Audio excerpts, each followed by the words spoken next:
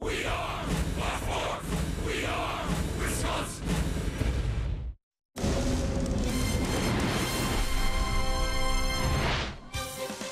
Great to be back in Milwaukee, Wisconsin. Another epic night for tailgating. The weather is perfect. The roof is open at Miller Park, and we're ready for baseball tonight. It's the Colorado Rockies and the Milwaukee Brewers, game one of a three-game series in our pitching matchup. German Marquez will get the start for the Rockies against Junior Guerra for the Brewers. The Brew Crew breaking out their 1923 Negro League uniforms, the Milwaukee Bears. Mike Moustakas looks good in those unis. Mike Moustakas joins a ball club that is just a game and a half back of the Cubs. Cubs won earlier today. They beat the Padres, so the Brewers need a win to get back within a game. 3 in the loss column is what to pay attention to there. And hi, everybody. We welcome you from Miller Park. Great to be back with you. And the Brewers are excited to get this homestand started. Brian Anderson along with Bill Schroeder. Late night last night turned into an early morning. Brewers are going to put that one in the past from last night. And now hope is anew once again because you have new faces in front of their home crowd for the first time. Yeah, and again, I think the Brewers very happy with the way their pitching has been all season long. But at the trading deadline, David Stern's really concentrating on adding some bats, and he did just that. He's given that Brewer lineup a lot of great length. He's got guys who can move in and out. Mike Moustakas, big impact in the Dodgers series, outstanding defensively. This guy's going to provide a lot of power. Was swinging the bat very well in Los Angeles. A power left-handed bat in the middle of that batting order, and another guy that was able to pick up, Jonathan Scope, another power bat from the right side. I think that's going to help the Brewers down the road against left-handed pitching. Remember, the Cubs have 3 left-handed starters. That's going to be a big deal. Off to a bit of a slow start, but this is a guy who hit 20 home runs for the Baltimore Orioles. Now, Joakim Soria will also be making his home debut at some point on this homestand for the Brewers as well out of that bullpen. So now you look at the schedule, Rock, and it starts to turn in the Brewers' favor. It was big to survive the road trip to go 5-3. Now you're looking at a very home-friendly schedule the rest of the way. And again, I think the Brewers are going to have some off days as well. I mean, the Brewers are right on the tail end of a stretch of 17 consecutive games after the All-Star break, and not just home games, but a lot of off days. The Brewers have 5 off days in August, 4 in September. As a matter of fact, 6 of the last 7 Thursdays are off days for the Brewers. That's going to be huge, not just for the position players, but certainly the starting pitching, the bullpen. So a schedule that was very difficult with consecutive games is going to turn around in the Brewers' favor. Well, it's impressive to have 9 off days in the final 50. Thanks to the roof for a good part of that. All-stars on display here tonight. 2 of the best players in the big leagues. Nolan Arenado of the Rockies, Christian Yelich of the Brewers. We'll get into those 2 when we continue from Miller Park. Milwaukee Brewers baseball on Fox Sports Wisconsin is brought to you by Hupy and Abraham. Voted best, rated best, Hupy and Abraham. Tell them you mean business. By Miller Lite, great taste and only 96 calories. And by Menards, save big money at Menards on all your home improvement needs.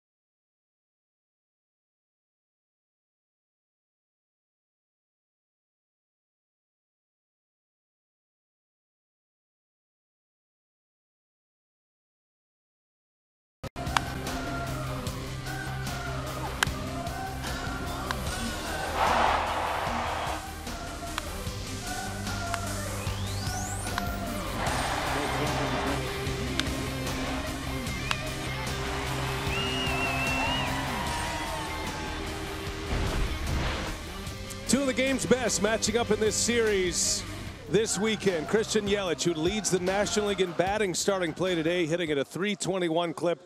And the man who is at the top in the home run race right now, Nolan Arenado. He's hit 28 on the year. Jesus Aguilar just 2 behind him to start play today. Each with gold gloves as well. Going to be a fun series. We're glad you're with us. Ready for baseball at Miller Park. We got the lineups in the first pitch coming up next. Brewers Rockies on Fox Sports Wisconsin.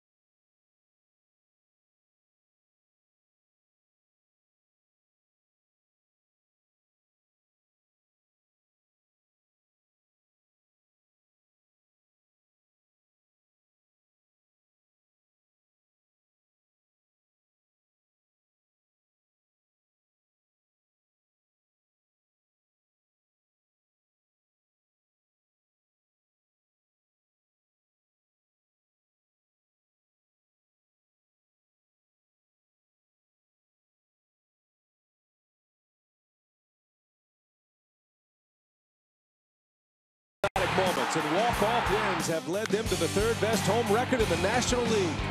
Now the 2 newest Brewers additions look to show off their all-star credentials for the home fans for the first time. They welcome a Rockies team battling for a playoff berth and a lineup with plenty of star power of their own. 50 games remain for the Crew, and their playoff push continues on Fox Sports Wisconsin.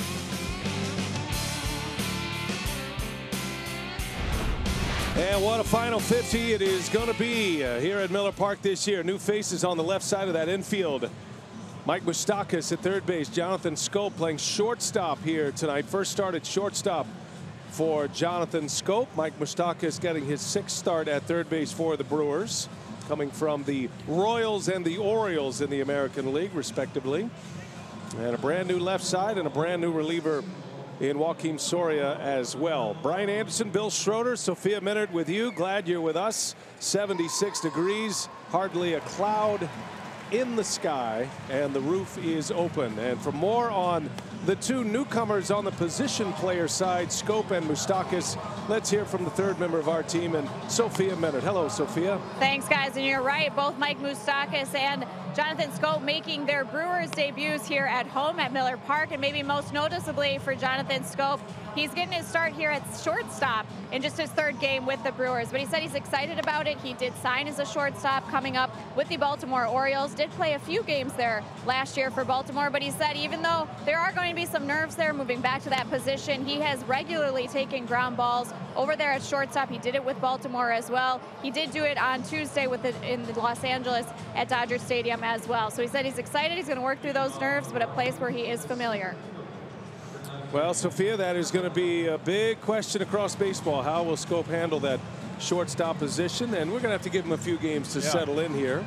A little uncertainty defensively. We saw it with Travis Shaw at second base, although he's handled it well. But the Brewers going for offense, and they're going to give up a little bit of defense. That's why they're doing this. Bud Black and the Colorado Rockies are here for 3. First trip of the season, first and only trip for Colorado out of the NL West. And Bud Black now in his 2nd year as Rockies skipper. They played well. They're 20-8 in their last 28 games. They're in the middle of a stretch of 33 in a row against teams with records above 500.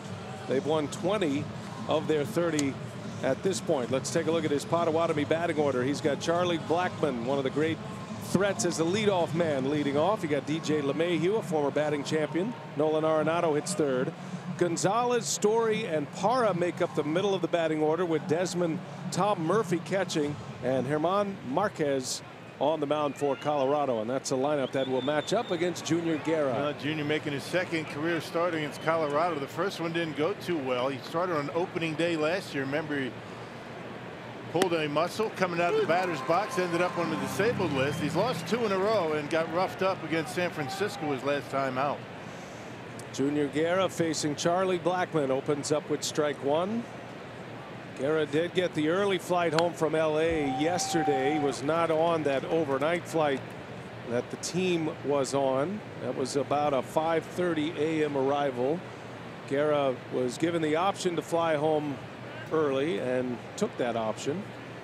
That puts a little pressure on a player, though, when he leaves his team, and he's supposed to be the one who is the most rested. That's a great start. He strikes out Charlie Blackmon on 3 pitches, and a good splitter right out of the gates. Yeah, and that's always a good sign when he's able to throw that splitter close enough to get swings.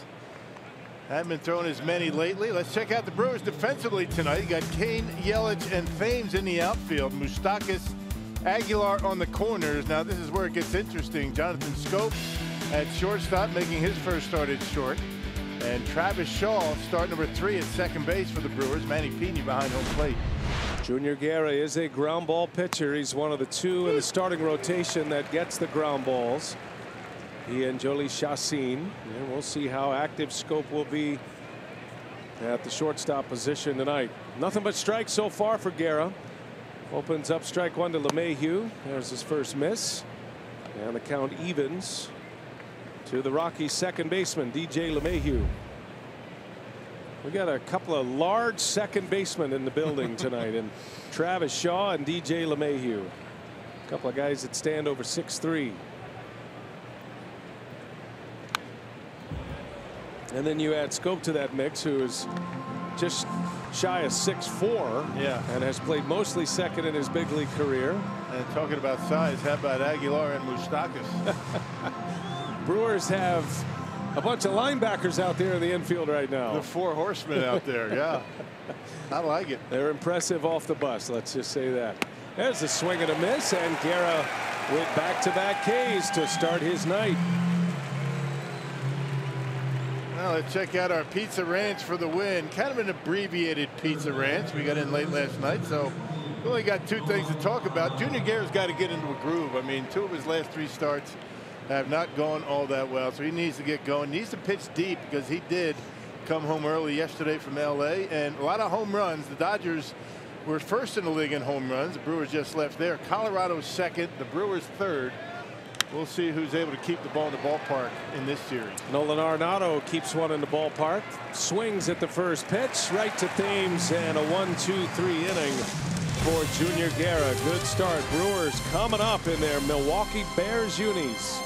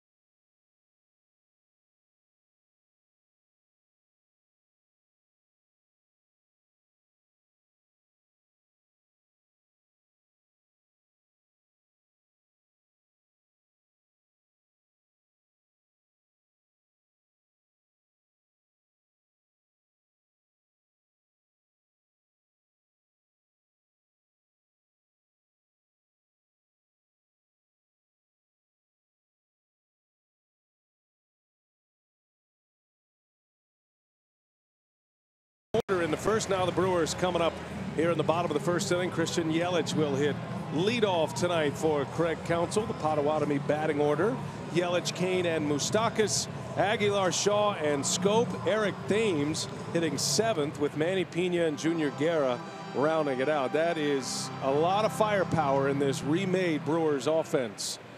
And Yelich ready to do the honors. Germán Marquez on the mound for Colorado, and his first pitch goes to the screen.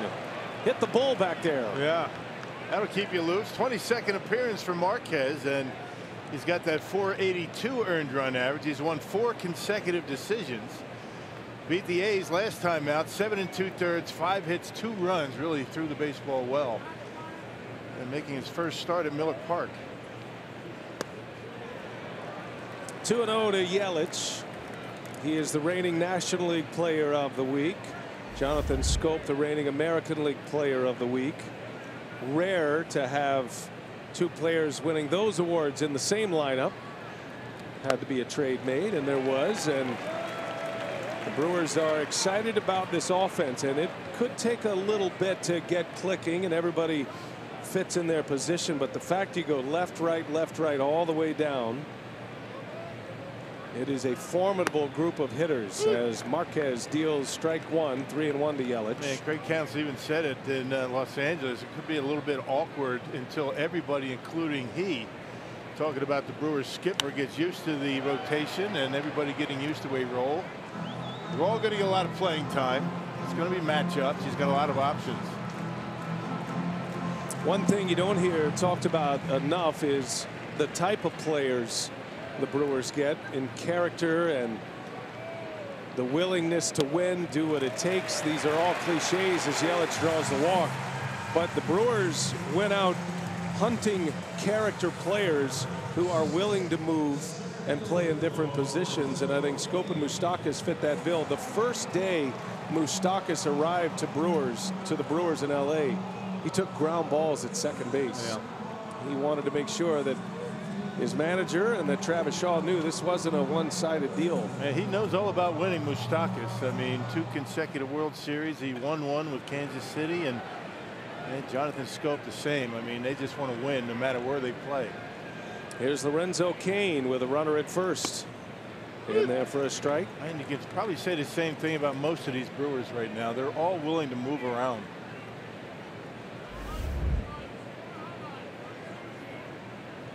Cain has had a good run against Colorado this year. Homered against them in Colorado earlier this season. And that home run came against Marquez. Yelich will run. Brewers have speed at the top. Plenty of power up and down their lineup.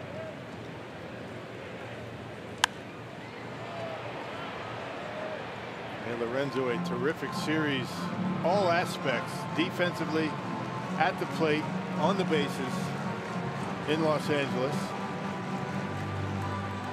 Cain went 10 for 30 on the road trip. San Francisco and LA. See his numbers getting on base, he and Yelich.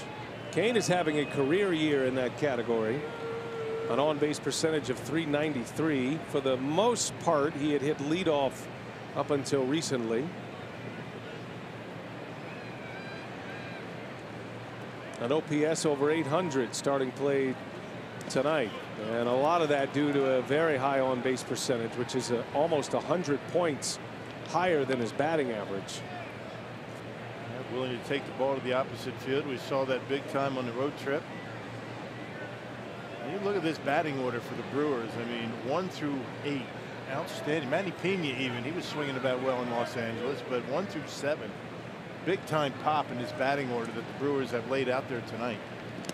Cain able to lay off, check this swing, and the count at 2-2.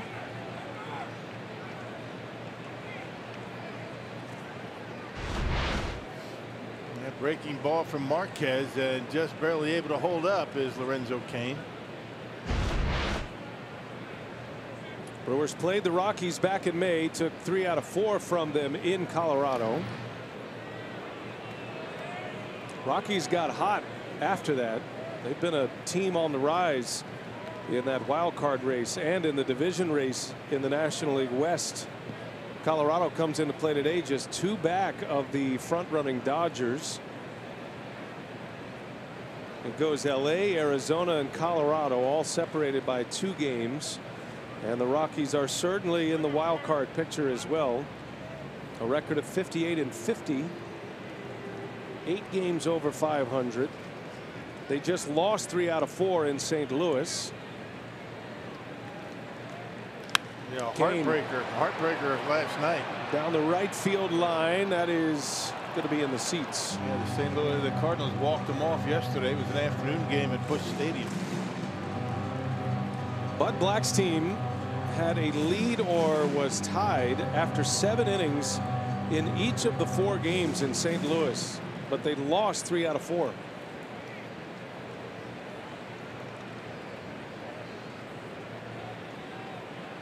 Two the count. 3-2 now. Yeah, got to lay off that pitch. That's a pretty good fastball from Marquez. 95 up out of the zone. Key for the Brewers, lay off that pitch. This guy mixes it up pretty well. He's got all 4 pitches. Moustakas on deck. Then Aguilar. There goes Yelich. Kane fouls it back out of play.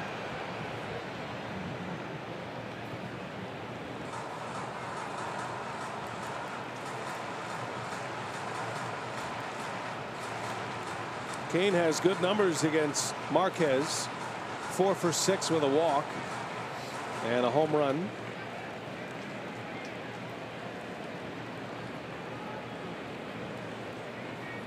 Three and 2 the count. Yelich goes, and it is outside, ball 4. And the first 2 men have reached for Mike Moustakas. Marquez coming in, only 41 walks in 115 2/3 innings.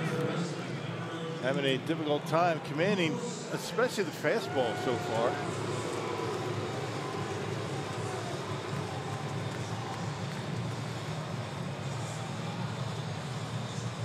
Already hearing the Moose chants here from the Miller Park crowd.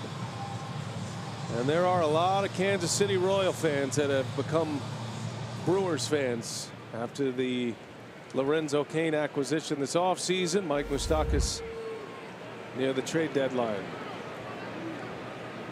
Those 2 teams feel like sister teams anyway. You know, sister cities, they're like sister teams in the opposite leagues. They've done a lot of trading through the years. Kansas City and Chicago White Sox. A lot of activity between those 3. First at bat at Miller Park as a Brewer. Has played here before. Moustakas has had success here at Miller Park in his career. This is a ballpark tailor-made for the Moose.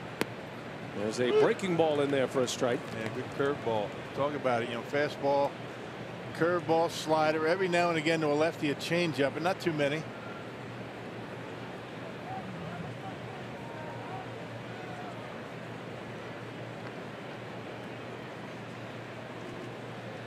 Moustakas, that is going to fall. A base hit. Yelich will wind it up. He's headed to the plate.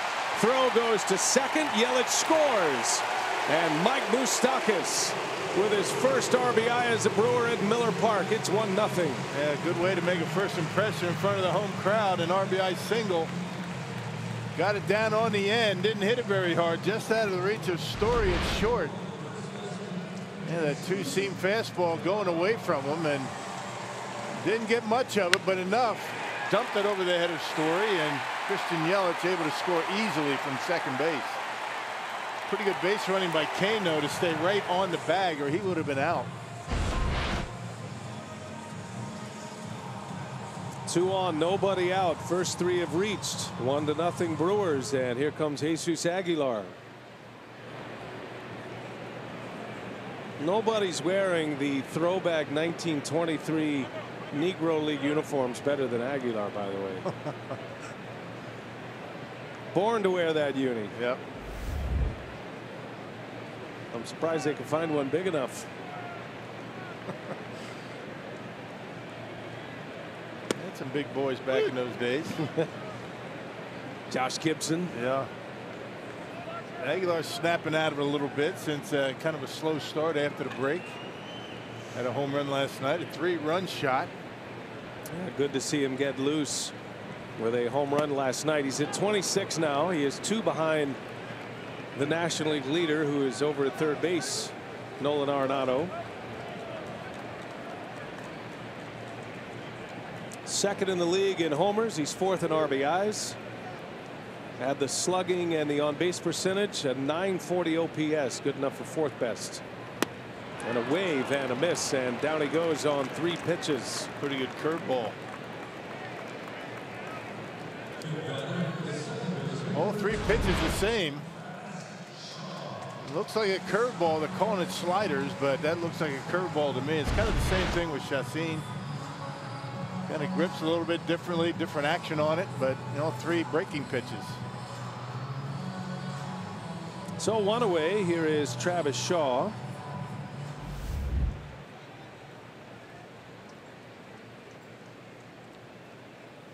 Two on, 1 man out. Kane at second, Moustakas at first. Travis Shaw, great numbers this year against the Rockies.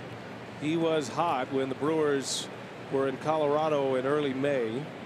Had 7 hits in that series, including 2 home runs in that 4-game series. Shaw was 7 for 17, a .412 batting average in that 4-gamer.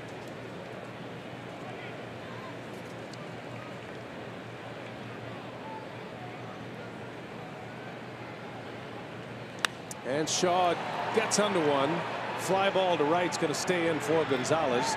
Kane is going to tag, and he will make it to third. Moustakas stays put. 2 outs in the inning. Runners at first and third. Yeah, but the beat goes on for this batting order. You got Scope, then Fame's coming up. I mean, there's some length to this lineup right now.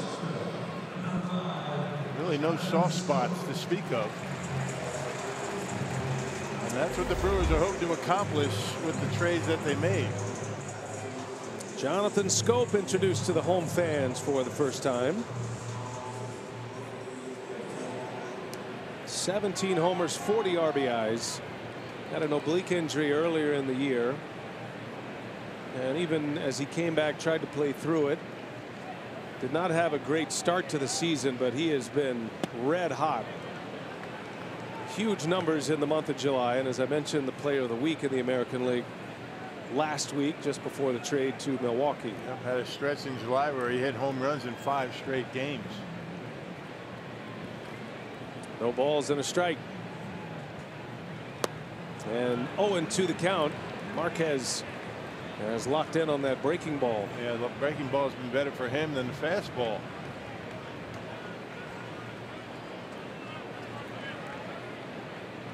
He's thrown 24 pitches in this inning. 11 of them either the curveball or the slider. There goes Moustakas, and Scope fouls it away.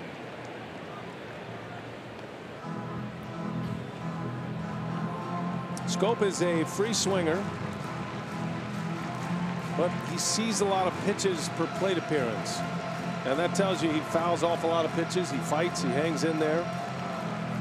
And when he's going well, obviously good opposite field hitter with power to right center.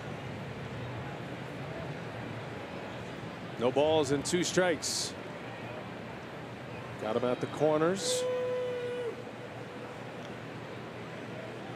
Scope came up with the Orioles, played shortstop in their organization, and then has been with the Orioles his entire career. So I think Craig Counsell's message was just give it time, settle in here. As he swings and misses, goes down on strikes, and the inning is over.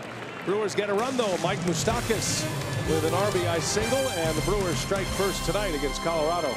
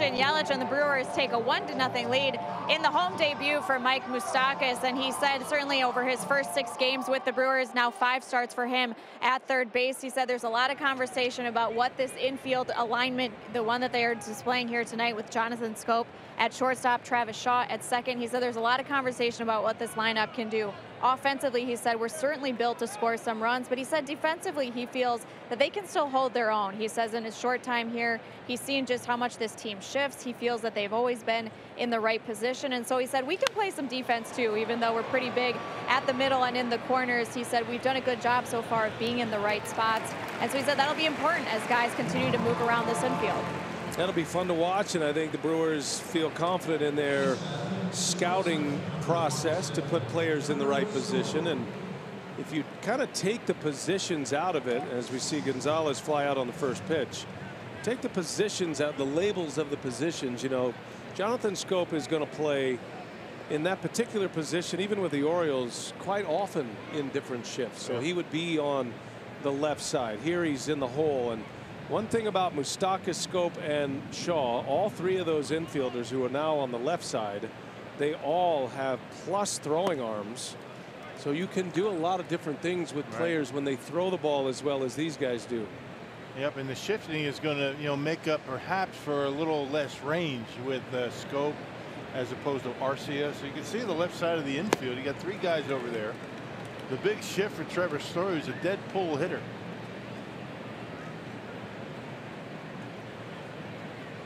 Junior Guerra with 1 away, facing the all-star Trevor Story. A 20 homer season going. He's got 70 ribbies, and Guerra with strike 1. It's interesting, the left side of that infield, all of them are trying to find their way, right? I mean, Moustakas, brand new to the ball club. He's a natural third baseman, but Schoop just comes over. Now he's learning a new position. Travis Shaw trying to figure it out as a second baseman. Pop up, and even with the shift, Shaw scurries over to make the play for out number 2. Yeah, the one advantage you have is all 3 of them are veterans and they can figure it out. But you know, you do all this and you're in a pennant race and you're in August. A lot of different things to think about. It's going to take them a while, and that's what Craig Counsell was talking about. We talked about that with him in LA. How long is this going to take for these guys to start feeling comfortable? He says, I don't know, but I don't anticipate it taking too long. Is there any concern that the defensive stress that these players may be under would carry over to their offense? Could be early on. Could be. We'll see how it all shakes out. Love that lineup, though. Man. Yeah. Yeah, it's not so much the stress of a new position. It's just you spend a lot more time thinking about playing a different position, even when you're in the dugout, when a lot of times you be thinking about an at-bat or going over video of an at-bat. So, yeah, I mean, the attention is split. 2 outs in the inning. Gerardo Parra, the former Brewer. Matter of fact, he was traded from Milwaukee to Baltimore. Speaking of the familiar trade partners through the years, that's how the Brewers got Zach Davies 3 seasons ago. Parra to the Orioles. They were in a pennant race. Davies is expected back soon. He is still in a minor league rehab scenario. Sophia will have more on Davies and Jimmy Nelson a little bit later. Brewers are very hopeful to see those 2 pitchers pitching once again. 3-0 is the count on Parra, and he takes a strike.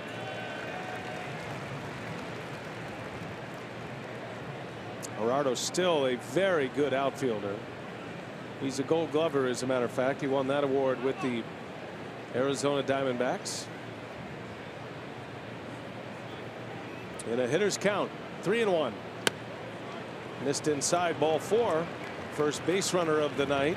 First time in the stretch for Guerra.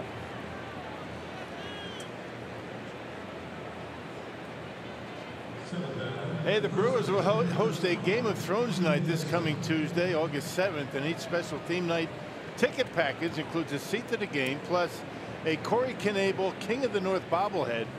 Learn more at brewers.com/theme nights. Big fan. Yeah, me too. I got a lot of requests in for these bobbleheads. So I'm going to need yours. Does that mean you're taking mine? They brought a couple in tonight.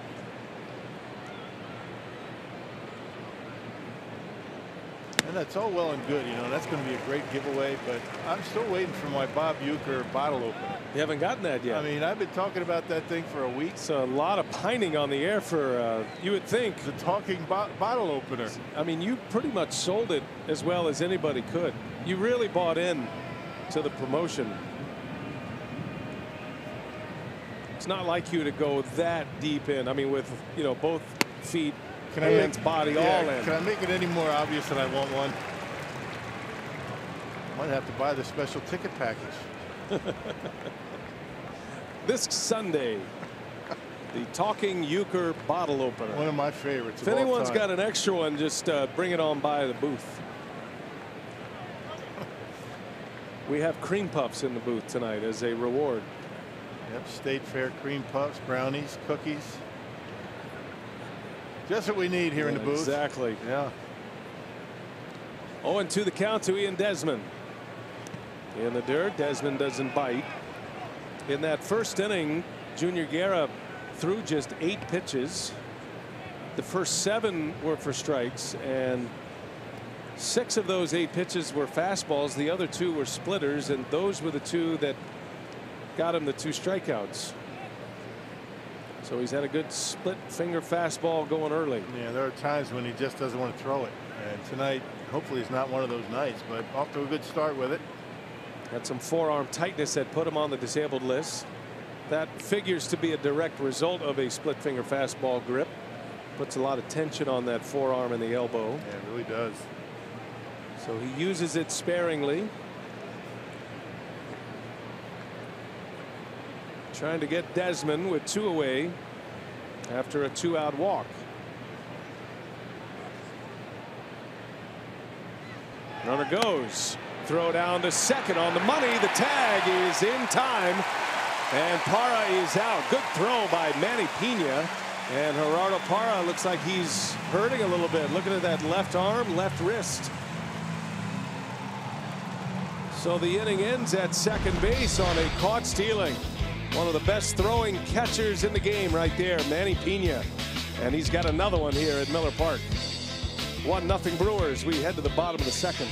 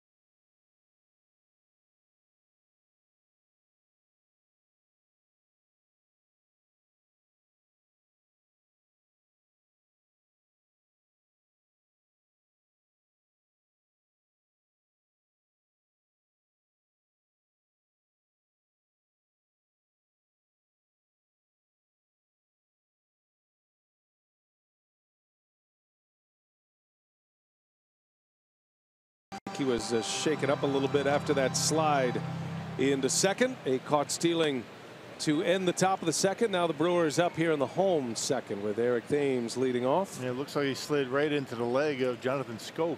Not sure if that's what did it, but that's looked like what happened. Manny Pena just continues to throw the ball well. Good pitch to throw on.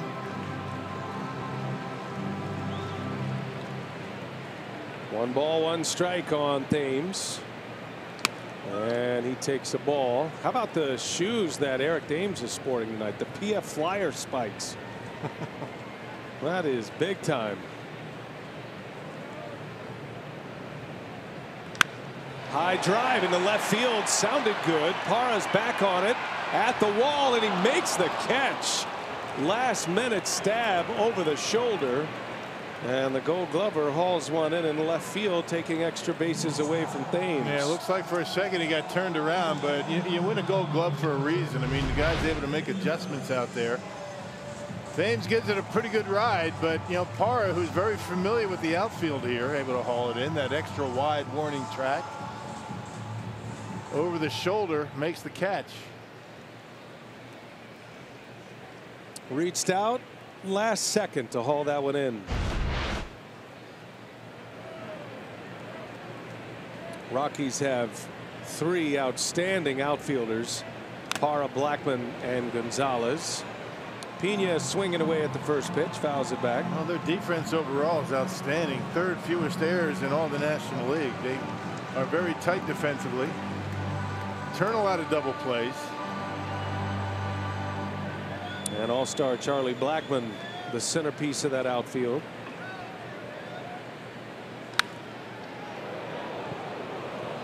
Talking about Manny Pena swinging the bat. Craig Counsell's been waiting for one of his catchers to get hot. Had a very good road trip, particularly good in Los Angeles. 8 for 16 in San Francisco and LA.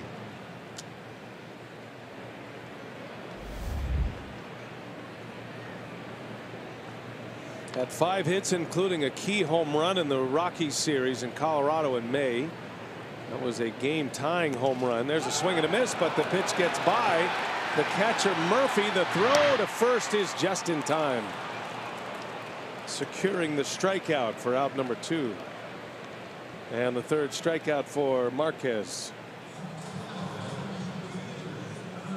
I've seen some catchers have a difficult time blocking pitches. We saw Yasmani Grandal really have a difficult time in Los Angeles. This time this one gets through Murphy, but able to recover, get to it, and throw Pena out at first base just in time. Junior Guerra now had a couple of doubles at the plate in a game here at Miller Park. His only 2 hits of the year. They came in the same game, and they were both extra base hits.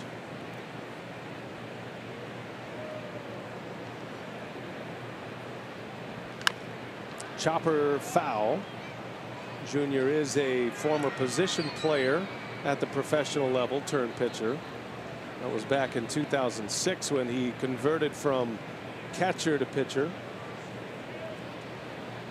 I don't think you keep your hitting skills that long. No, that's a long time, right?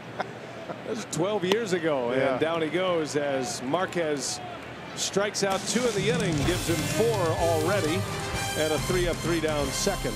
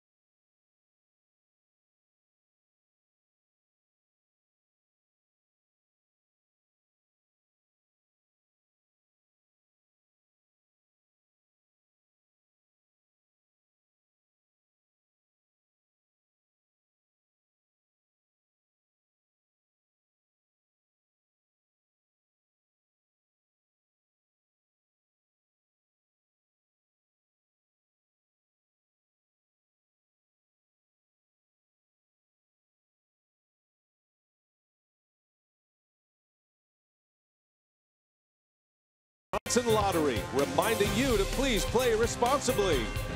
By Ascension, coming together to give healthcare a better name. We are Ascension. And by Wisconsin Dells, the water park capital of the world. Big crowd on hand tonight on a Friday night at Miller Park. They're in the right spot, aren't they? Manny Pena cutting down a would-be base stealer to end that second inning. StatCast AI presented by Amazon Web Services. Looking at the pop time here, Rock, you can explain this. 198 from the time it hit Pena's glove to the time it hit Scope's glove at second base. Yeah, but the key is watch the footwork. That's what it's all about for any catcher. You get your feet in position to throw. You get that arm on top, and that's true right down to second base. Nobody does it better than Pena. Ian Desmond was at the plate when Parra was thrown out, so Desmond on the first pitch. Skies one to left field, 1 pitch and 1 out in this third inning for Guerra. And Pena throwing out runners at a 33% clip, which is pretty good.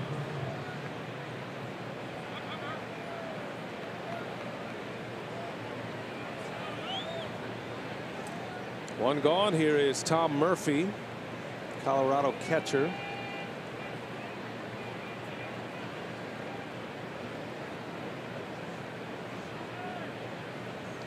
Colorado has 3 first pitch swings tonight of the previous 7 batters that have hit in this game so far. That's a number that's gone up against Junior Guerra. He's getting more swings on first pitches, throwing a lot more strikes in that regard. First pitch strikes are up from last year. 54% of first pitch strikes last season, 62% this year. So trying to be more efficient, Rock, trying to be more in the strike zone, and yet trying to stay off the barrel of that bat on the first pitch. So that's all easier said than done. And hitters have that same information, that same scouting reports, and it's not just throwing first pitch strikes down the middle. I mean, good location on the corners, and for the most part up in the strike zone. That's where he's most effective with his fastball. High fastball, splitters down. He'll throw the slider every now and again. Pop up in foul grounds. That's going to be in the seats. You know, when you're facing a guy that is known for throwing first pitch strikes, I mean, you're ready for the fastball first pitch, but if you're having success with a first pitch fastball, that means you're putting it exactly where you're wanting it on it and not throwing it down the middle of the plate. One pitch builds to the next, one sequence to the next, and at bat, and Guerra trying to get himself in a position where he does not have to use the splitter so much, but able to use it when it matters, like right there. And that's his 3rd strikeout via the split finger fastball. Yeah, it's good to see too, because there are nights when he just doesn't want to throw it. Obviously that forearm feeling good, perfect location on it. You can see that pitch as it tumbles to home plate, going down and in on Murphy. That's great camera work, giving you a look at the grip, the release, the rotation, all of that. That's a ground ball that's going to get through, a base hit. Herman Marquez with a single to right. And the range police have all perked up now. When you talk about the new Brewers infield lacking range, that's where it shows up right there. Travis Shaw just doesn't have the kind of range that a VR or Hernan Perez has, and unable to get to a ball like that. Yeah, and that's where the shifting is going to come into play. The Brewers are hoping that, based on the scouting reports, and there's not a whole lot you can do, you know, to defend or shift for a guy that hits the ball like that right off the end. But you're hoping that you put position players in a spot where a guy's going to be hitting it most of the time. Here's Charlie Blackmon in a first pitch swing. Jam shot fouled away.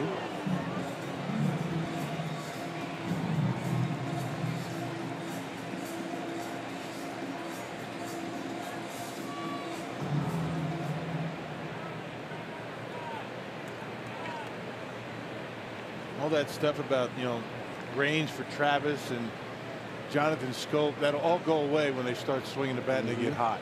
And they're going to understand why it's all going on. Blackmon fouls another one off. Defense matters, always does. Pitching and defense, no matter how you stack your lineup, usually is the equalizer. And the Brewers have gotten terrific pitching this year, and they've statistically not been a great defensive team, but they certainly are better than the numbers would indicate, primarily because they've had a lot of multi-error games. That's a strikeout of Blackman, and another splitter to get the K. Junior Guerra has 4, 3 scoreless on the board.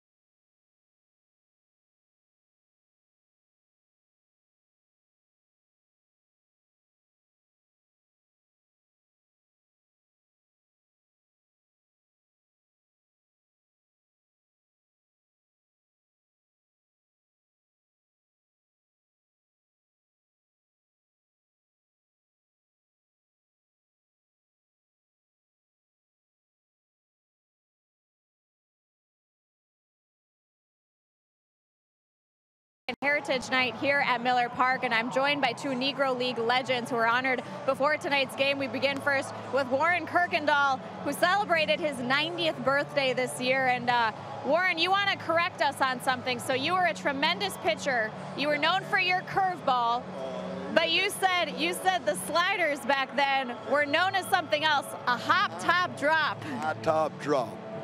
That's what it was, a high top drop.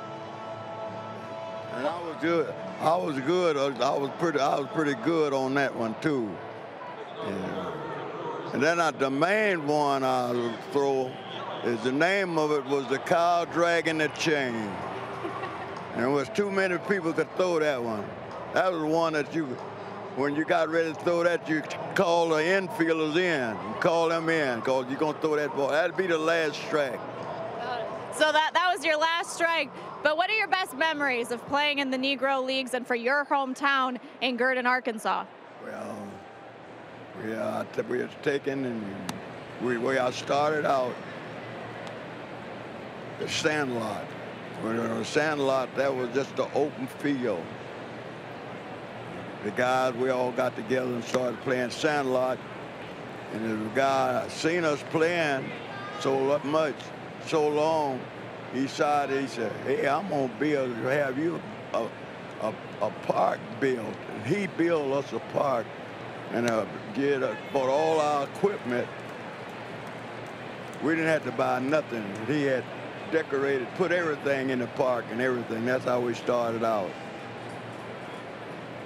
And from then on, I was ready. I was ready. And the guys used to take, when they get ready to play another team or whatever, they would come and get me, pay me to go and pitch for them. Wasn't that much, 50 cents or $1 or so. And that's what it wasn't that much, but I'd go and pitch for them at the other different teams. And this is one thing I just love. I just love baseball, and still do.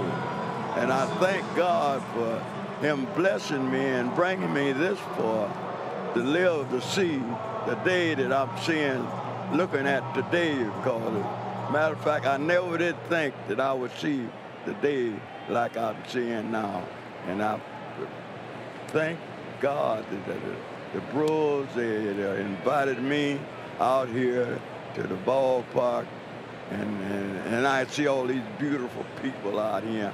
God have blessed them too. I mean, and I hope God just keep blessing them and keep blessing them until they reach the age that like I am, who I am today.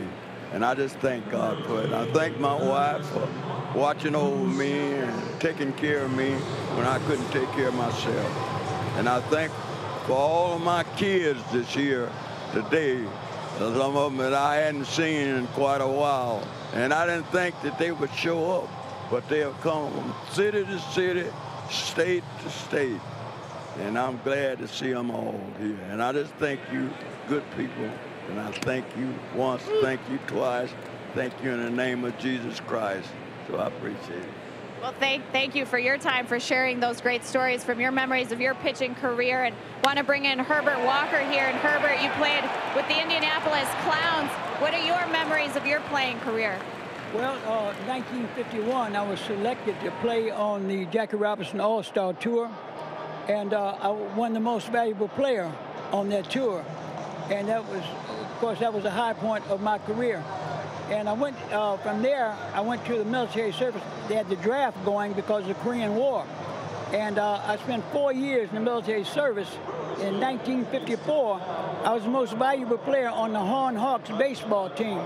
And when I came back in 1986, I joined the Clowns in 87 and played in 88. But I lost a whole lot of my arm during the time I was in the service. I never could make that final step. So, but it was a wonderful experience. And in 51 series, they had the two Negro League players join the Jackie Robinson All-Stars. There were major league players in, Larry Doby and Luke Easter from the American League. And then the National League, they had Sam Jethro and Jackie Robinson. And it was just a tremendous experience for me to be on that tour. And they had Nat Peoples, who passed away a couple of years ago. Jackie said he was the most promising player, young player he had ever seen. And I don't know what happened to him during his career, but he never made it quite to the majors.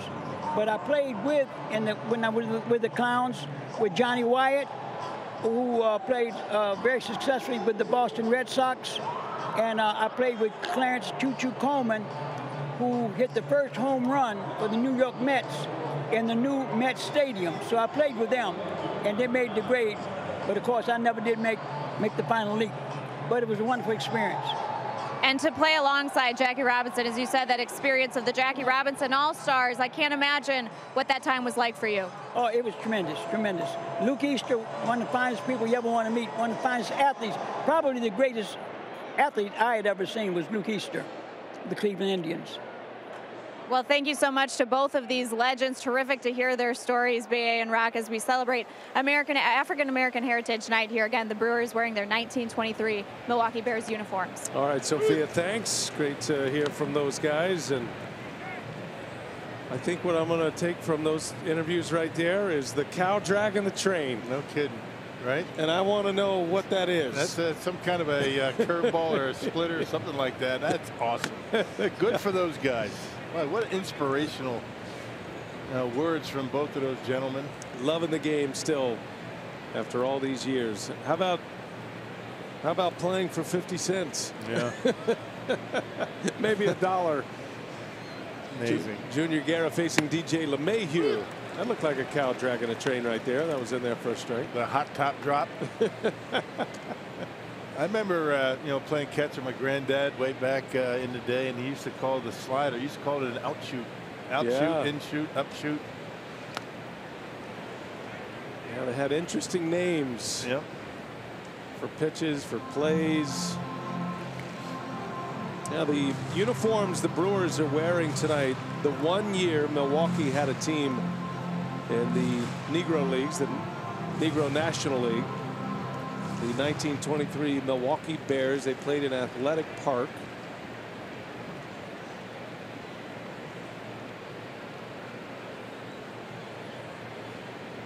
1-2 the count, and LeMahieu lays off. Guerra struck out LeMahieu in the first inning, not a guy that strikes out often.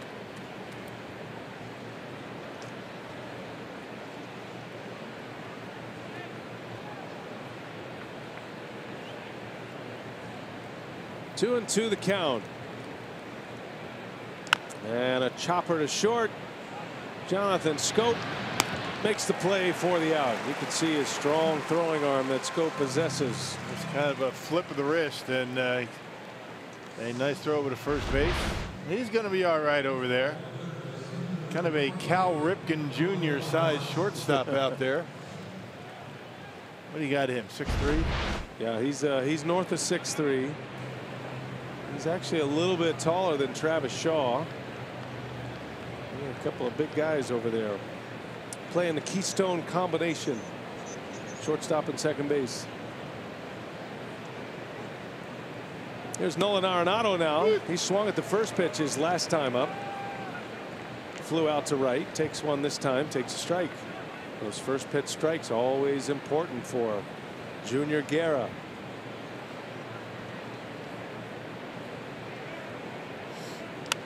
Arenado pops it up.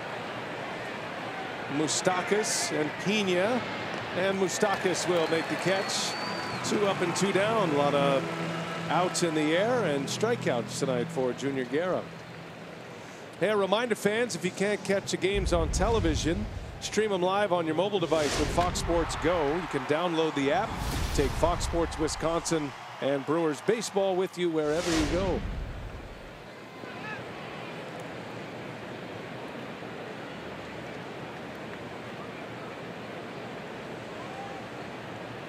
Two gone for Carlos Gonzalez. Brewers scored in the first. It was an RBI by Moustakas. Had an RBI single. Stranded 2 in the first inning. The Rockies starter, German Marquez, with 4 strikeouts through the first 3 innings. He's given up 2 walks and that earned run in the first. 1-1 to count on Gonzalez. And Junior's really got good movement on all of his pitches. I mean, 2-seamer, the slider, the splitter. And there are times when a pitcher goes out there and you're not sure when it's going to happen, but apparently he's shaping his pitches extremely well tonight. Not a whole lot of 4-seam straight down the middle fastballs. And a swing and a miss by Gonzalez. That one went up the ladder. I'm not sure what that was. 86 miles an hour. See if we can see the grip on it. Didn't do much. It was a splitter. Check this out. Doesn't split or drop at all. More like a changeup. 1-2 the count. It's always interesting to watch Manny Pena behind the plate. He's very active with his location instructions. Sometimes it's a bluff. He wanted a high fastball that time, and Guerra misses with it. Yeah, he likes to dance around out there. Sometimes when he wants a high fastball, he'll tap his glove on the ground. Maybe get into hitter thinking that he's trying to get a low target on a breaking pitch. Right at the last minute, hanging that target up in the zone. 2-2 pitch. Ground ball, backhanded by Aguilar. Nice pick. Hits Guerra, covering the bag, and that's a 3-up, 3-down inning. A couple of ground ball outs for Junior in the fourth. 1-0 Brewers. We head to the Brewer half of the fourth inning.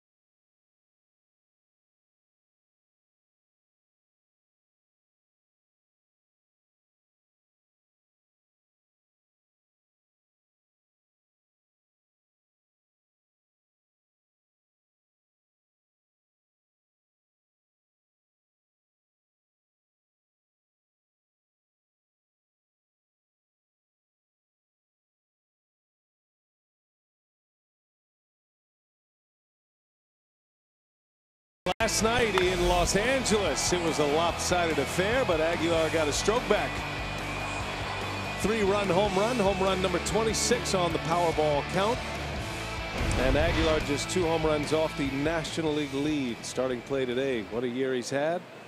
An All-Star this year, was selected in the final vote. Over 20 million votes were cast for Aguilar to make the All-Star team. Participated in the home run derby. And that's a look at the home run list as it stands right now. And Aguilar right to Arenado, gobbles it up and throws him out for out number 1. Not a lot of hits over there with Arenado and Trevor Story on the left side of the Rockies infield. No, and again, even in that Dodgers series, Manny Machado at third base played a terrific third base for the Dodgers. And who's better, you think, defensively, Arenado, Manny Machado? I think it's a toss-up, isn't it? When you talk about range, good hands, throwing arm, throwing on the run. Take them both. Yeah, they're both superb. As in historically good at third base, Machado and Arenado. And they both rake. 1 away for Travis Shaw.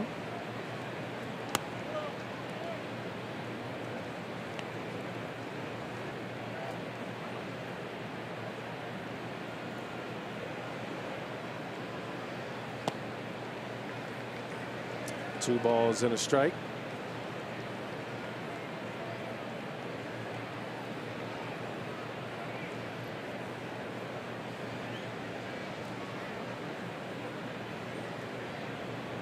Shaw flew out to right his first time up.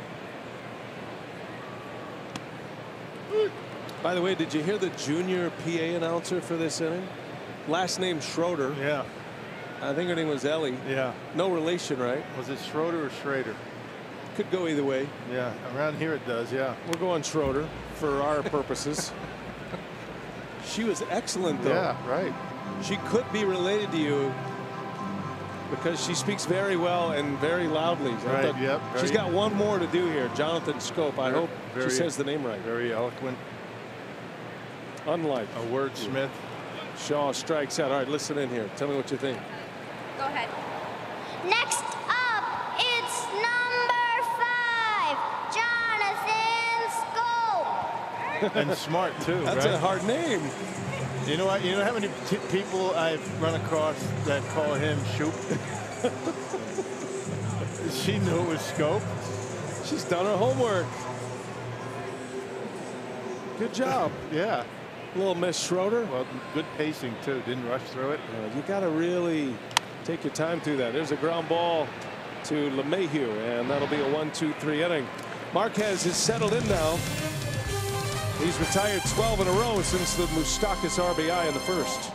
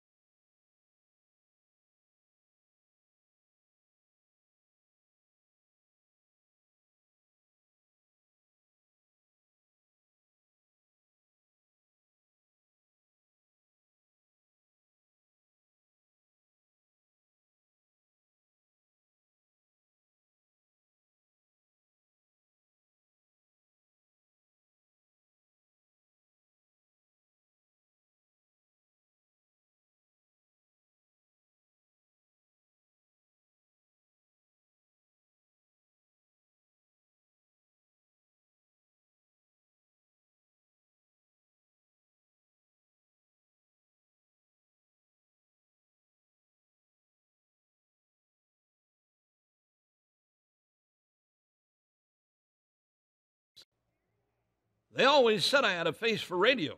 Must have a face for bottle openers, too. Get up, get off the couch, and bring me another one of those. Put this one on my tab. Actually, put it on Council's tab. Last call. Just kidding. I'll be here all night.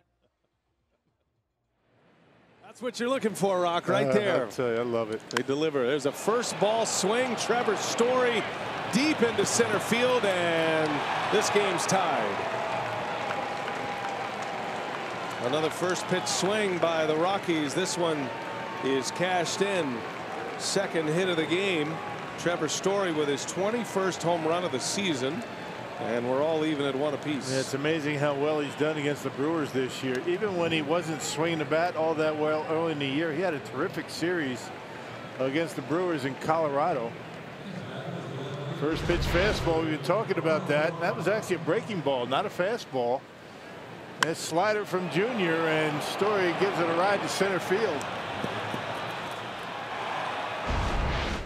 Well, the Rockies square it up. Guerra with 4 scoreless innings, giving up just the 1 hit and the 1 walk. Has 4 strikeouts at this point. Story is having a great year, an all-star year this year, and he has helped them move on from the Troy Tulowitzki era. There's a bouncer on a hop, long throw. Scope's got the arm, and he makes the play. See, you put that in there. He did it. Scope. That's pretty good arm, right? Flat-footed.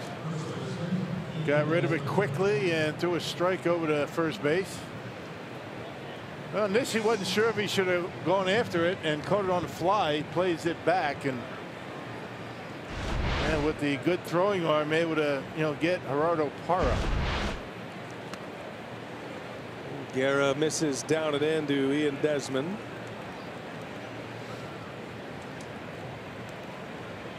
Well, you know a guy's got confidence in his arm when he waits back on that one.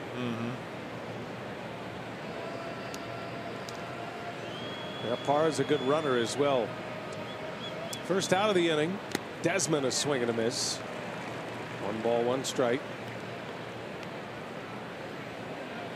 A Trevor Story home run has the Rockies on the board.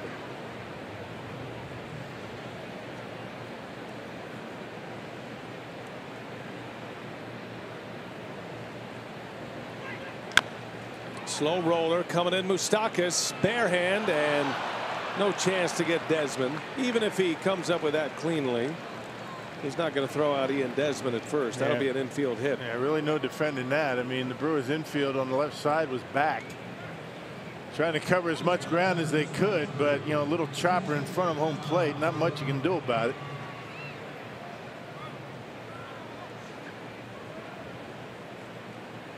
And a base runner for Tom Murphy.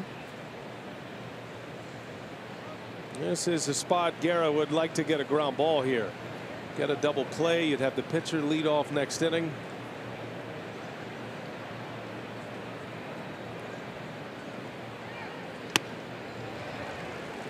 Tied him up with a good fastball. Two-seamer had a little run to it. Now, if you're Junior Guerra and you start off Trevor Story with a breaking pitch, even if it's down the middle, I mean, anything other than fastball, a lot of times is going to be a good pitch, first pitch to a power hitter, but that just left it too much down the middle, and Story able to knock it out of here. Well, he was striking out a lot early in the season. Story's in the top 5 in the National League in extra base hits, total bases, doubles. And he is an excellent shortstop as well defensively. No balls and 2 strikes. In the dirt. Good block back there by Pena. Keeps a double play alive. Story hitting near 290. 21 home runs now and 114 strikeouts. He and Ian Desmond strike out quite a bit.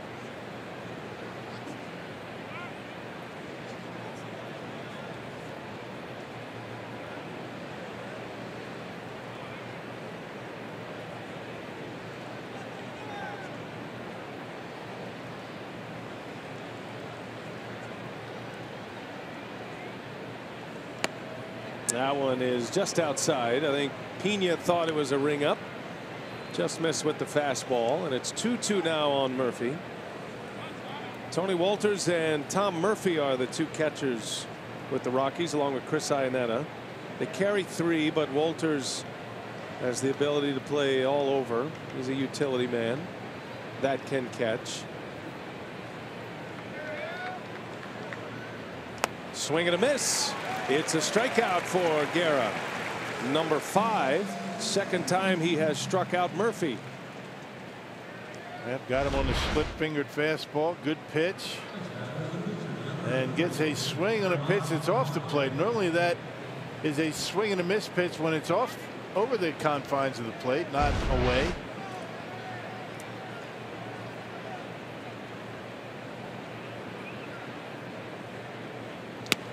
Now the pitcher Marquez at the plate.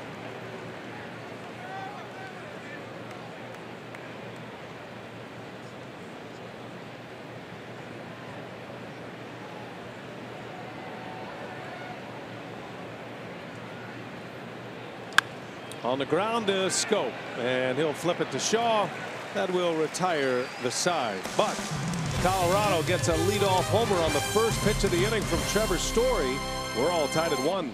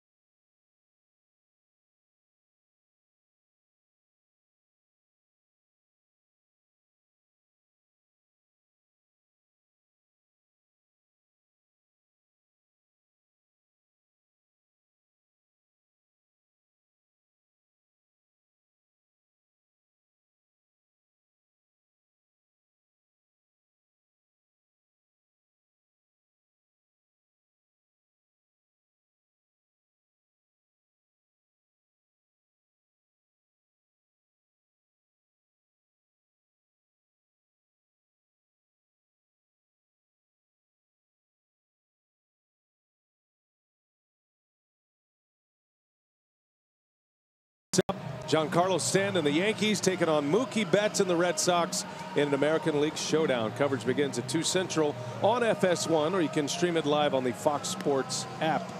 And with an update, let's check in with Sophia. What do you have? Well, for more on that series between the Red Sox and the Yankees, we check out our Built for Baseball, brought to you by T-Mobile. And last night, Steve Pearce had a 3-homer, 6-RBI night, and all he did was follow that up right away in the first inning with a 2-run homer off of Yankee starter Luis Severino. So the Red Sox have a 4-1 lead in that one in the 8th. That's going to be a fun series to watch for the rest of the season. Alex Cora was ejected in that game, Rod. So former Brewer manager Ron Renicky, who is the bench coach in Boston, is managing that one tonight. And we want to send congratulations to Ron Renicky. His son Lance, who used to play in the Brewer system, he and his wife, they welcome in their second child. Ron is a grandfather ×2 now. Yeah, nothing like it. Congratulations to Ron Renicky, one of the good guys in the game of baseball. Always enjoyed his time when he was managing the Brew Crew.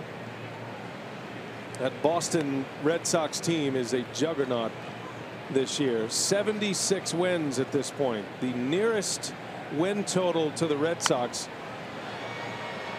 is the Yankees with check it with is the Astros with 69 victories. They are 7 games better than even the reigning World Series champions and have a 6.5 game lead in the AL East. Well, that's a tough pace to keep. A little separation between the Red Sox and Yankees all of a sudden. Aaron Judge on the disabled list. Sonny Gray taken out of the rotation for the Yankees. So New York leaking a bit of oil now. Everybody was saying the Yankees needed to take 3 out of 4 in that series to really make any real splash in the division. Here's Thames into center field, got good wood on it. Back is Blackman with room. And a couple of long fly ball outs for Eric Thames in this game. Yeah, don't you kind of feel like comments like that in the first week in August kind of ridiculous? I mean, a lot of things can happen. I mean, there's a lot of baseball to play, and to say if the Yankees don't win 3 out of 4, they're pretty much done. I mean, come on. Well, who said that? I think it was Buck Showalter who said it best when he was the Yankee manager. It said it's not a 162 game schedule in New York with the Yankees. It is 162 one-game playoffs. And that's what it feels like. Yeah, a lot can happen. I mean, but if Red Sox stay healthy, they're going to be tough to catch. Red Sox have just dominated their division. Against the American League East, Boston's 20 games over and leading tonight.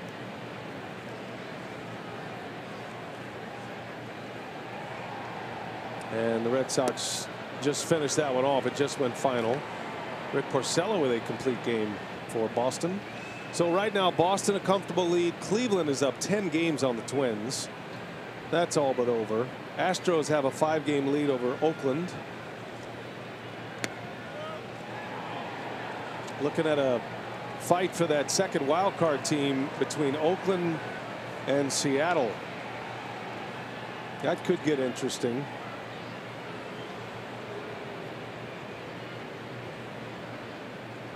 One-two pitch on the ground to third, and Arenado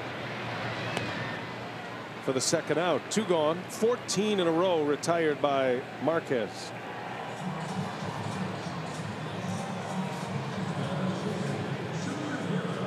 And in a 1-1 game, here comes the pitcher, Junior Guerra.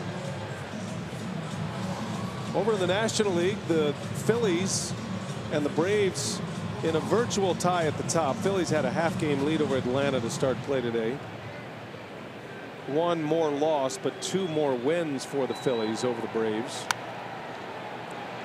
Braves have some games to make up, very similar to the Cubs and the Brewers schedule, where the Cubs have played 3 fewer than Milwaukee.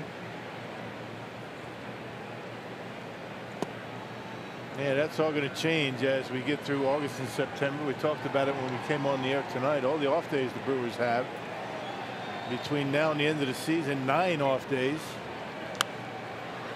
Cubs not so much. Got to make up some games. That could play a part of what's going to happen at the end. Off days are precious. August and September. Guerra a strikeout victim and a 3-up 3-down inning for Marquez. 15 straight he's retired. 1-1 game, got a pitcher's duel at Miller Park.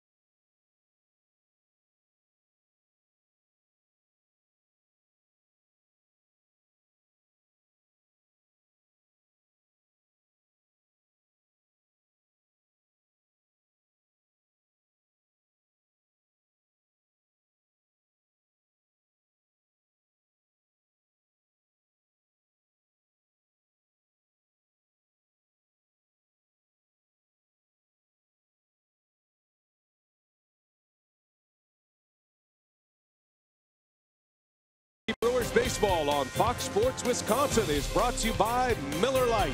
Great taste and only 96 calories. And by Toyota. Let's go places. Well, Junior Guerra locked up in a good one with Herman Marquez. Junior Guerra with 5 strikeouts thus far. He's given up the 1 run, the Trevor Story home run, but the splitter has been his out pitch. Yeah, he's been saving that for 2-strike situations, and it's been a good one. He's been able to throw it over the plate.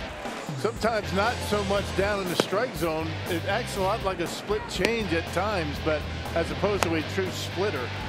But it's been a big strikeout pitch for Junior. That's why he's been throwing the baseball so well. The Brewers the Rockies only 3 hits, but one of them a home run. A lot of early swings and counts. The home run by Story came on a first pitch breaking ball. That's the matchup tonight. Guerra's given up 3 hits.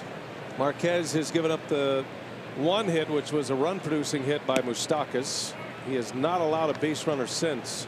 He has a good curveball tonight, does Marquez. The curveball from Marquez and the splitter from Junior. Charlie Blackmon, 3rd time through the batting order now. Blackmon straightened up with a fastball. 2 balls and a strike. One of the premium center fielders in the game. And an all-star again this year, Charlie Blackmon. Enjoyed the all-star game with Blackmon. The folks at Fox had him mic'd up and did an interview with him during the game. He kept looking back at the scoreboard or looking into the stands, and Joe Buck asked him, what are you looking at? He goes, I'm just bored. I'm just trying to make friends. Seeing if he finds something funny up on the scoreboard, entertain himself out there. That's right. And he takes a ball, and Blackmon is aboard. Lead man on. It's only the 2nd walk issued by Guerra. Craig Counsell gets very antsy in that manager's seat, 3rd time through the batting order. Guerra has thrown the fewest pitches per start in the Brewers rotation. He is at 89 pitches per start, so he doesn't hang around long. He's not even close to that right now. 63. Well, he's doing a good job managing that pitch count. Here's LeMahieu. Now you wonder with the very early morning arrival for the Brewers tonight if Craig Counsell might give Junior a little longer leash. Now Guerra came in early. Flew earlier in the day. Got a good night's sleep. And he's pitching well tonight. Shows bunt, goes back to the screen. And Blackmon to second base on a wild pitch.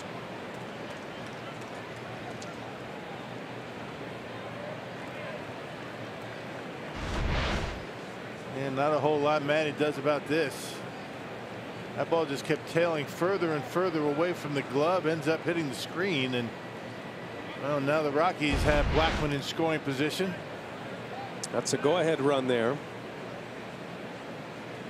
A very fast runner at that. See if LeMahieu tries to bunt him over.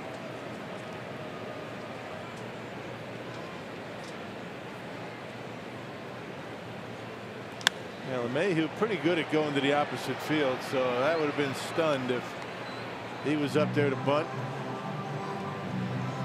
It's a good job driving it in that direction to get the runner over to third base.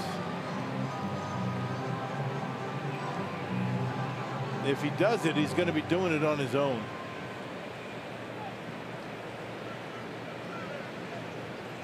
He is one of 3 Rockies position players that has a sacrifice bunt this season. Showed bunt on the first pitch. Swinging away now, and he grounds one to Aguilar. Had to go up the ladder a bit. Now a race to the bag, and Aguilar beats him. First out of the inning, but LeMahieu advances Blackmon to third. A productive out for the Rockies second baseman. Yeah, that's exactly what I was talking about. I mean, that whole at bat, he was thinking going in that direction. Able to beat one into the ground, nearly hit it over Aguilar's head. That probably would have scored a run.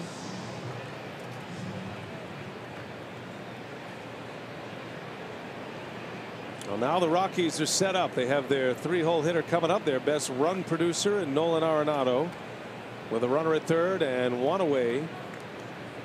Shift is on and the infield is in.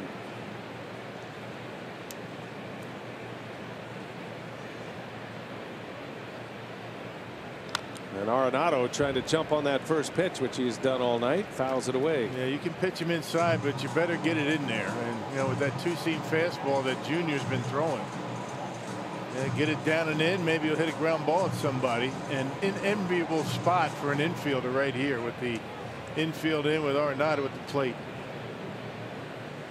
Javi Baez is the National League RBI leader with 83. Then Eugenio Suarez of the Reds, and then Arenado. And a swing and a miss.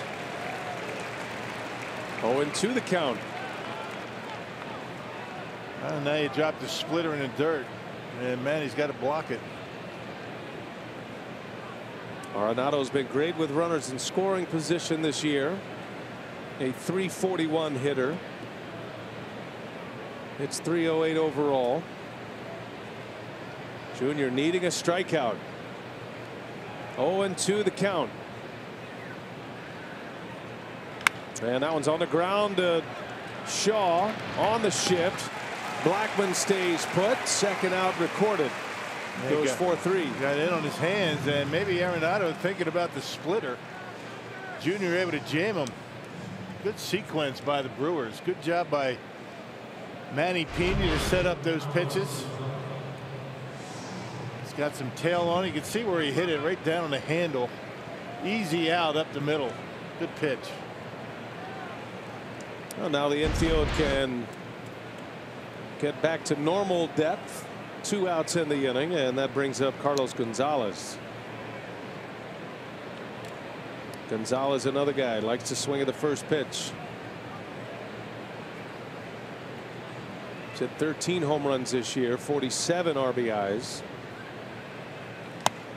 It was looking like Gonzalez's Rockies days were coming to an end, but he decided to take a one-year deal with Colorado to remain in a place he is comfortable.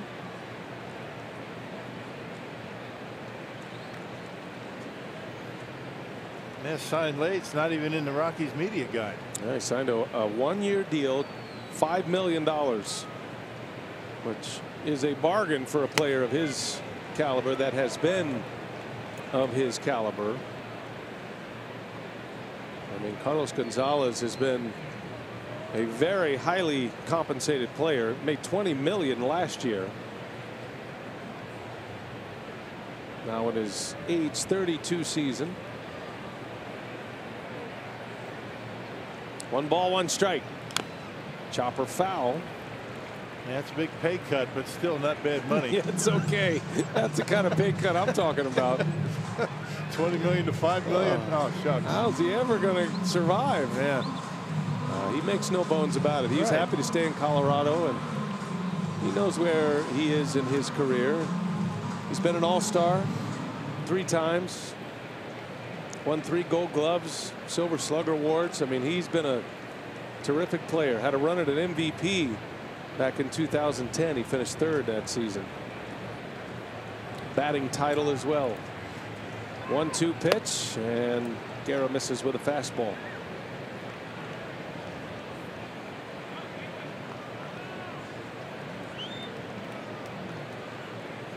Hoping to get to 300 career home runs. 72 home runs short. He's going to have to play for a while, but he's healthy and in great shape. 2-2. Boy, just off the end of the bat. And bat is slowed down just a little bit. He's vulnerable up in the zone, but you better have something behind it.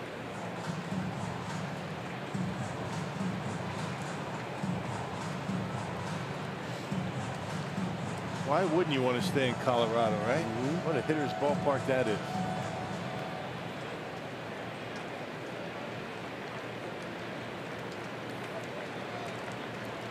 Guerra with a runner at 3rd, trying to survive this 6th. Started with a leadoff walk.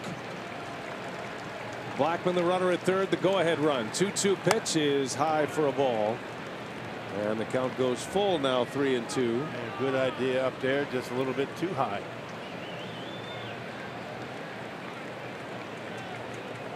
On deck, Trevor Story. Blackman has terrific speed at third. You got to be careful on that splitter in the dirt as well. He's ready to run. He's got a huge lead. 3-2 is launched into right field. That is back. Thames turning, and it's gone. A two-run homer. Carlos Gonzalez strikes at Miller Park again. And it's 3-1 Colorado. Yeah, pitch down in the zone. We were talking just about that, how good he is down in the zone these days. Up, vulnerable, down in the zone, able to launch that one. And the Rockies take a two-run lead. Splitter, it's down, but that's where he wants it. He keeps that bat in the hitting zone a long time. Watch the way he's able to level off that swing, knock it out of here on a line. On a full count, a split-fingered fastball.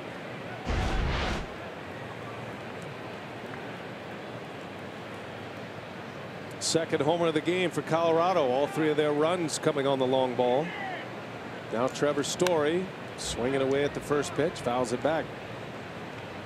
You can't even say that was a bad pitch in the grand scheme of things, but it is certainly a pitch in the wheelhouse of Carlos Gonzalez. Yeah, that's right. I mean, location normally pretty good, but I guess if he had to do over again, maybe the high fastball, maybe get the splitter down a little bit further. But I mean, you're kind of splitting hairs there. I mean, still, that was a good pitch. Yeah, and to Gonzalez's credit, he laid off a couple of high fastballs. Yeah. So he forced Guerra down in the zone, and yeah, that's just a hat tipper right there. And what are you going to do? Guerra quickly 0-2 on Story. Well, once again, the Rockies lead late. They've had 5 straight games where they have led or tied after the 6th inning. They lost 3 of 4 in St. Louis despite not trailing after the 7th inning.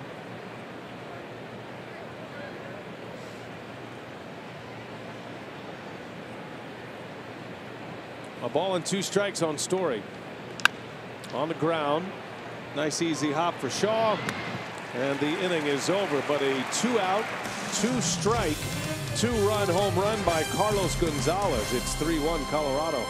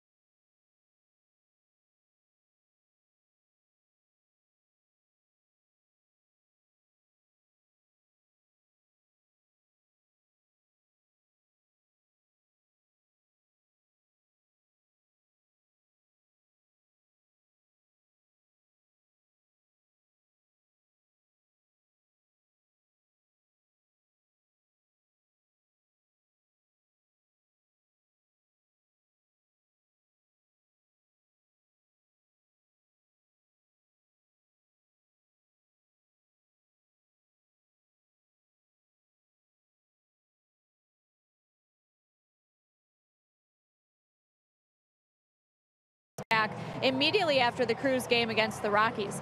The players will also sign the jersey before giving it to their respective winners. So the tickets are $5 each, and the proceeds are supporting the Aurora Healthcare's abuse response programs. All right, Sophia, thanks. Stand behind that program 100%. Good work. Christian Yelich will lead off. The Brewers trailing now 3-1 and trying to solve the riddle of German Marquez.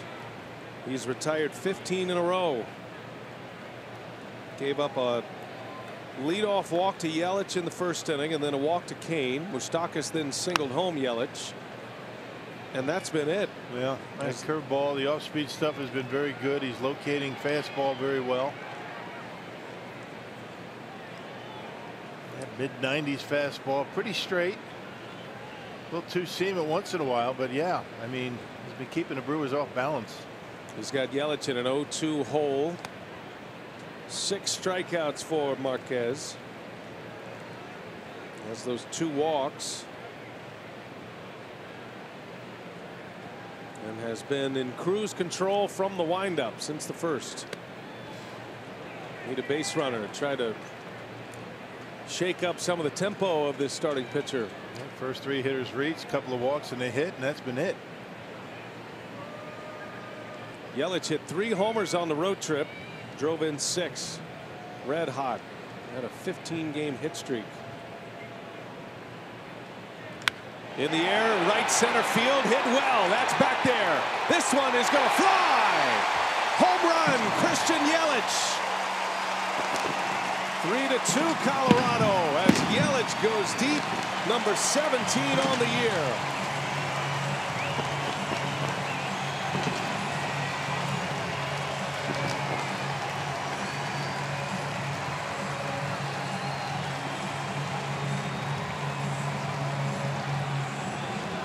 Gonna have to start talking about Christian Yelich as an MVP candidate at this point. Yeah, no kidding. I mean, what he's been able to do at the plate. Had a 15-game hitting streak snap. Well, he hung a curveball, did Marquez. Left it up out over the plate, and Christian Yelich lines it out of here. Yeah, but you're right. Incredible stuff from Christian Yelich. Gives you Gold Glove defense.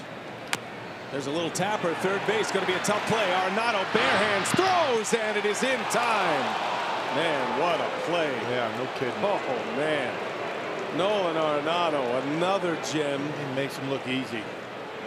Bare hands it all in one motion, able to get it off to first base. Just getting Lorenzo Cain. He was playing deep as well. See the way he spreads those fingers apart? It's incredible. He just does get them. There aren't many who can make that play. Yeah, he spreads those fingers wide apart, almost like a spider web, and then once it's in his hand, he gets a grip on it, gets rid of it quickly. He's only committed 7 errors in 102 games this year. And he gets to so many baseballs, even the errors on, you know, occasional throw here or there, but he takes risks. You don't even mind the errors at all, because normally his errors are coming on plays that most aren't even getting to. That's a shot right off the leg of Marquez. On the run, Moustakas, he dives, he's safe. Hungry for that infield hit. The Moose. Yeah, that stung Marquez. Hit that one like a bullet right back at him. And he's limping.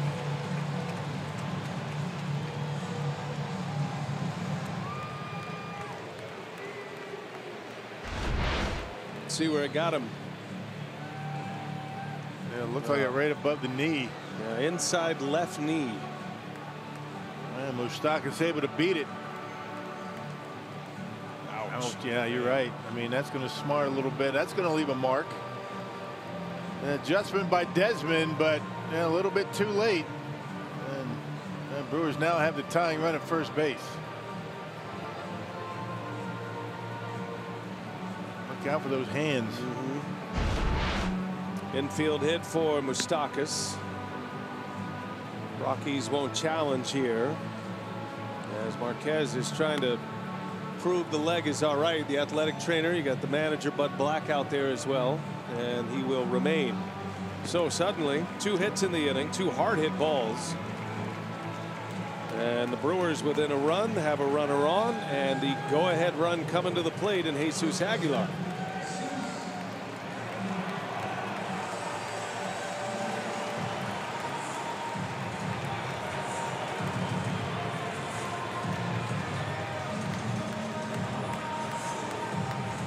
Been a tough matchup for Jesus.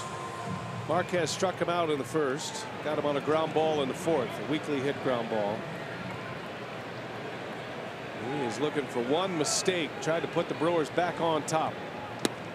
And a fastball strike. Yeah, looking to see if he'll hang one to Aguilar. Now, the curveballs that he's thrown to Jesus tonight have been really good breaking pitches down and away.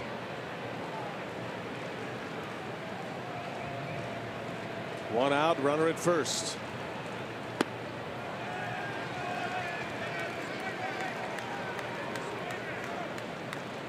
Rockies starting to get a little movement down in their bullpen. Nobody throwing just yet, but they are stirring.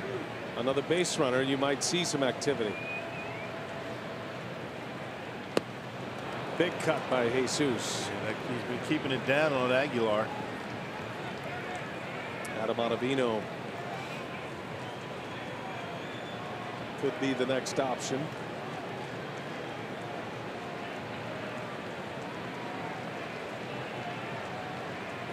One ball, two strikes.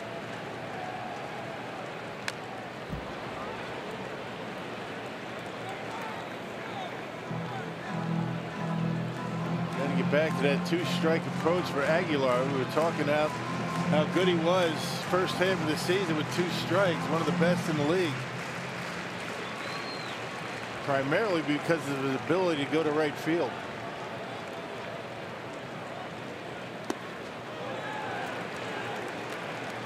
Giving Aguilar a lot of room in right center. Last 2 years, the Brewers have the second most two-strike home runs in Major League Baseball. Yelich's home run coming with 2 strikes. Christian Yelich with 5 homers in the last 14 days now. Here's a 2-2, and Aguilar hangs in there. Aguilar and Nolan Arenado, 2 of the best two-strike hitters in the National League.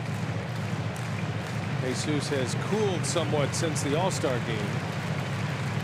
It says a lot when you're hitting with the kind of power these two are, and you're hitting well for a high average with 2 strikes. 2-2 the count, and Aguilar strikes out. He got him with a breaking ball. That's a big out for Marquez. Yeah. He has not made a mistake with that breaking pitch to Jesus Aguilar tonight. Hung one to Yelich. Hadn't hung many, but he hung one to Christian. Watch where this one ends up. That's almost unhittable. Out of the strike zone. Aguilar chases. Strikeout number 7 for Marquez. Second time he has struck out Aguilar. Now Travis Shaw. Moustakas at first with 2 away.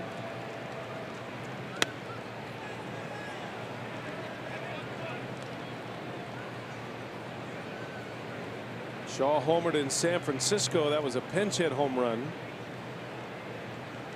Brewers took 3 out of 4 from the Giants. Split 2-2 with the Dodgers. And a little jam shot grounder to second base. That will retire the side. But the Brewers get 1 back. Christian Yelich on a home run binge. Number 17 for Yelich. And it's a 3-2 Rockies lead as we go to the 7th inning from Miller Park.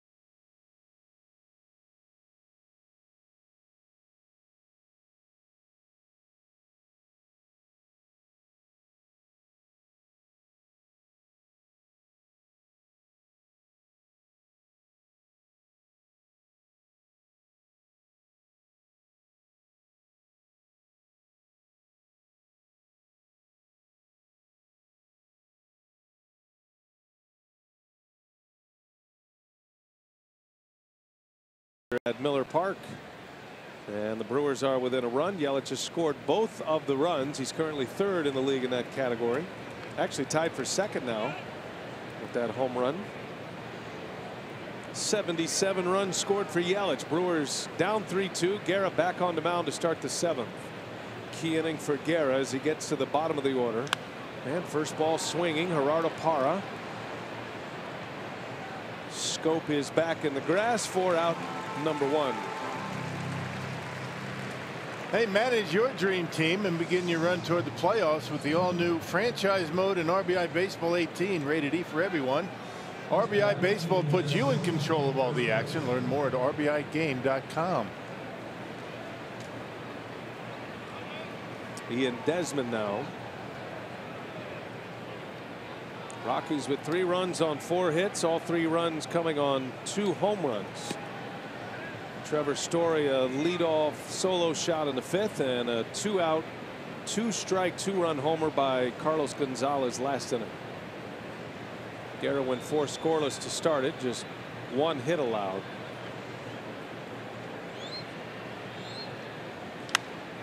Down the right field line, slicing, that is foul.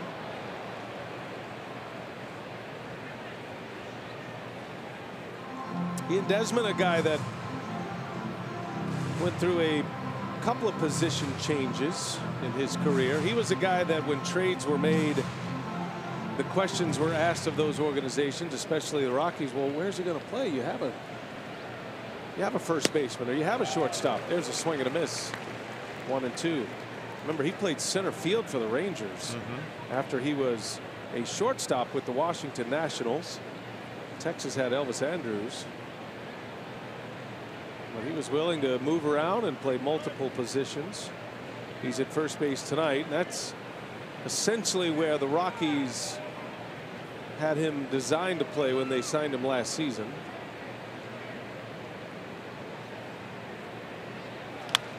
On the ground to short. Here's Schoop. Handled it like a shortstop. 2 up, 2 down. Yeah, Desmond was set up to have a big free agent signing, and he had a really miserable year. His contract year, free agent year with the Nationals.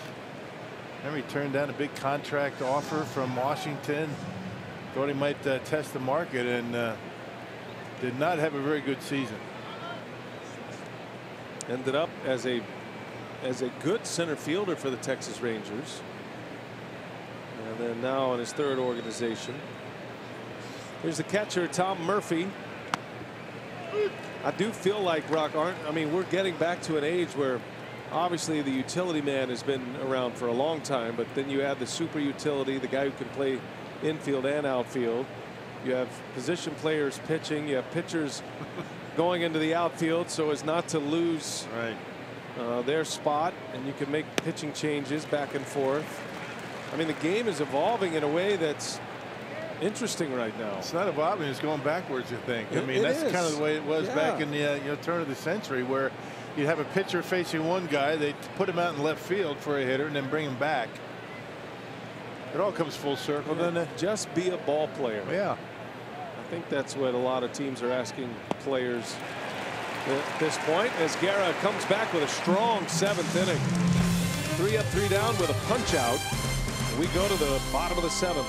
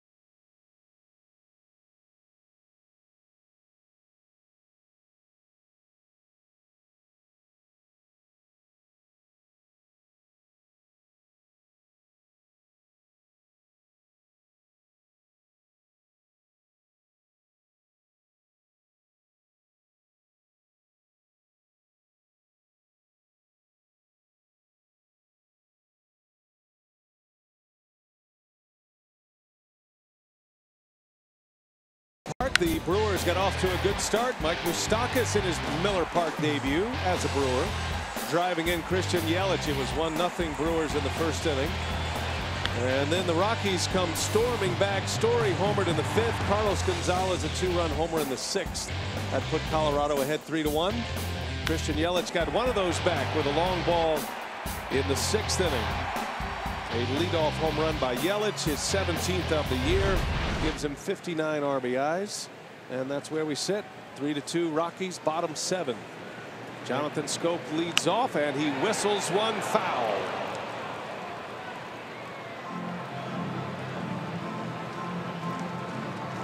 Schoop looking for his first hit as a Brewer. And he can't wait to get that one in the books. Quite the career change for Jonathan Schoop, leaving the only organization he'd known. 3rd game with the Brewers. And his first start at shortstop. Yep, but jumps right in the middle of a pennant race. What more can he ask for? He picked up about 40 games in the standings.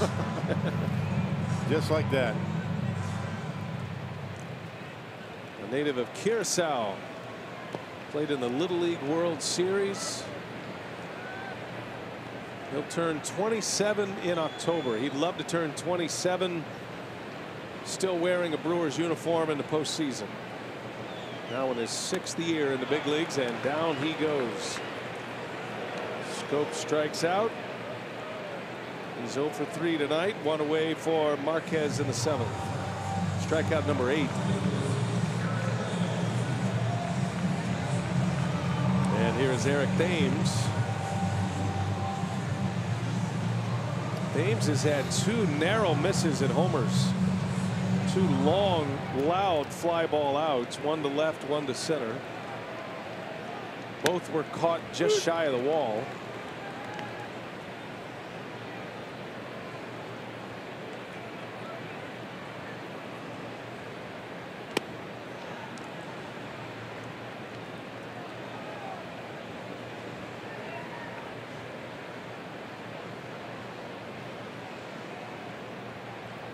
One ball, 1 strike.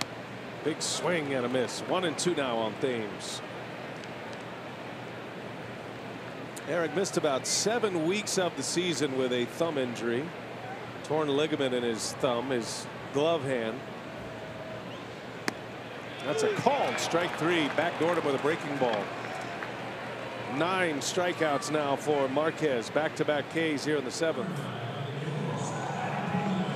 Hey, tonight's time of the game winner, In-Towner Highlander Bar and Grill. Don't say that 10 times fast. They're in Madison. That's Matt LePay territory. I would imagine Matt's kind of kicking back tonight. I've been there.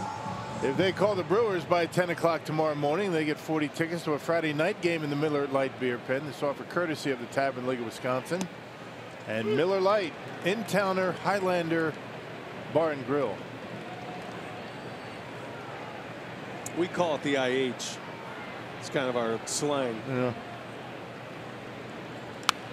Manny Pena shoots one foul, and it's 0-2. And Marquez is ripping right through the Brewers' order in this 7th inning. Yeah, he's had one of the better curveballs that we've seen this year. I mean, as consistent as it's been, he's only really made the one mistake. That was the Yelich. Everything else has been down. Getting strikeouts in that pitch. Here's the 0-2. Pena chops one to third, fair. Arenado throws on the run in time for the out, and a 3-up 3-down inning in the 7th for Marquez. 7 in the books, 3-2 Colorado. We go to the 8th.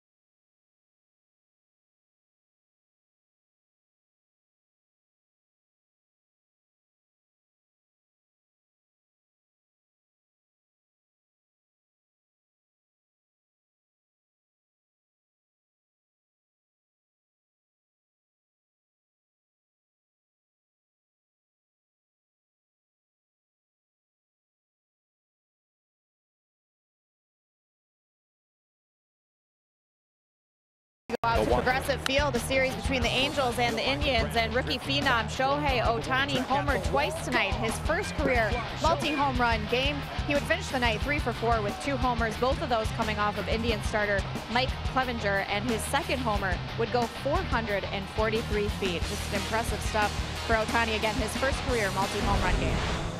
Who says you need a healthy tendon in your elbow to hit home runs? He's gonna need Tommy John surgery is the thought, but he's staying on as a hitter, and he is hitting well, hitting bombs. Shohei Ohtani in his first year in the big leagues, coming from Japan. Junior Guerra returns to the mound. Rockies bring on a pinch hitter, Ryan McMahon, and the starter German Marquez is out. Ties a season high with 9 strikeouts. He had 9 Ks against the Los Angeles Dodgers. That was back on June 30th. He went 8 innings in that game, only 1 run, and a very similar performance here tonight. Marquez 7 innings, 2 runs, 9 Ks, and the Brewers are glad to see him out of there. Yeah, had 2 walks, and both the walks coming first 2 hitters of the game. Yeah, amazing stuff. This has been a very good, well-pitched game by both sides. Junior Guerra certainly doing what he has to do tonight. You know, given the early morning arrival, he got sent ahead early and did not disappoint. High pop up back in the grass. The shift was on, so Kane coming in to make the call and the catch, and there is out number 1. Yeah, a little bit of pressure on a guy that's sent ahead, knowing that the rest of the bullpen is going to be getting in late. The last thing you want to do is go out there and go, 3 2/3, give up 6 runs, and end up forcing the bullpen to eat up most of the game. But Junior has been able to do a good job tonight. Saw Jennings, the lefty, Burns, the right-hander, hard-throwing right-hander. And now back to the top of the order. Here is Charlie Blackmon. 1 away in the 8th inning. And a line drive to right's going to get down for a base hit. Blackmon on for the 2nd time, and that might be the end of the line here for Guerra. That snaps an 0 for 12 for Charlie Blackmon. His first hit of the night. He walked and scored in the 6th. And now DJ LeMahieu is coming up. And got a couple of right-handers coming up, and then Carlos Gonzalez. How about that? That was a good shot. Counsell had a step on the first step, and he's playing the hunch. Hey, Junior's still throwing well. Pitch count in good shape, only 92.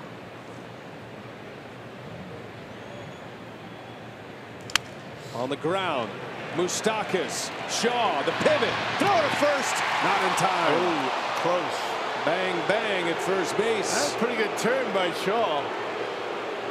Everybody wondering how that was going to play out. Travis Shaw turning a tough double play, and that's exactly what that one was.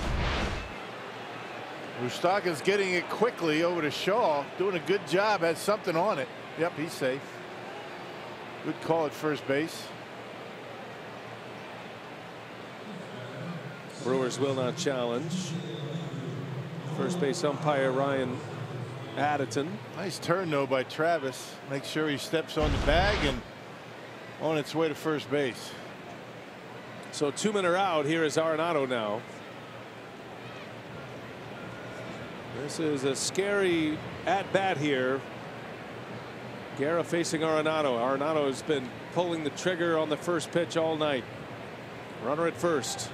Lays off this one as Guerra buries one in the dirt. Could be the ball game here. The Brewers down a run. Arenado has the kind of power to make it a 3-run game. Rockies bullpen has been excellent this year.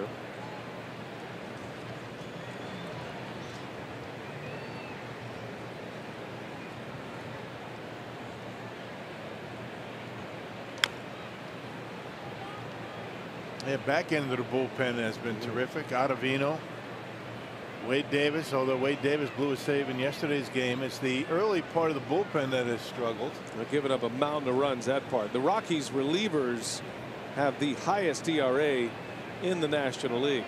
But like most teams, you get ahead late in games, and Ottavino is pitching at an all-star level this year. Many feel he should have made the all-star team.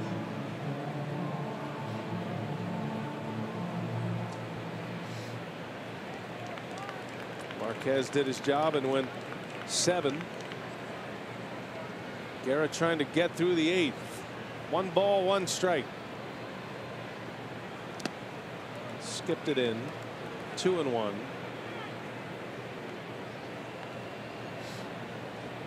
Now this will certainly be Guerra's last hitter. He either retires Arenado to finish his night. You see Jennings face the left-hander Gonzalez. If not, Guerra's spot is due to lead off in the 8th inning. 2-1. Long pause. And a swing and a miss. 2-2. Yeah, good pitch. They've been working him inside a lot with that two-seam fastball. You got Arenado chasing off the corner. Does he have one more splitter in him?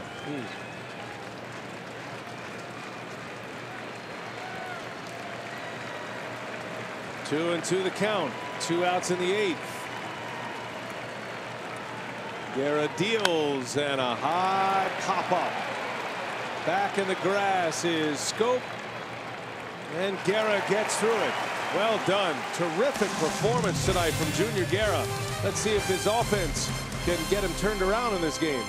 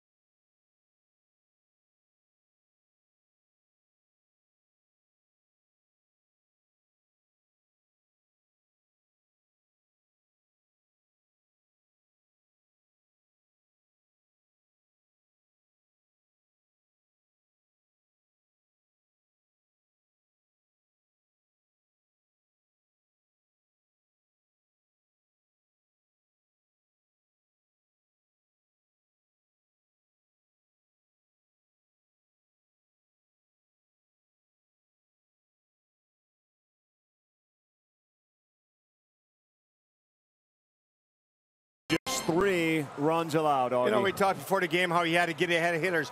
22 out of 30 first pitch strikes really played big for him tonight. All right, we'll talk about Junior Guerra's name. See if the Brew Crew can rally here.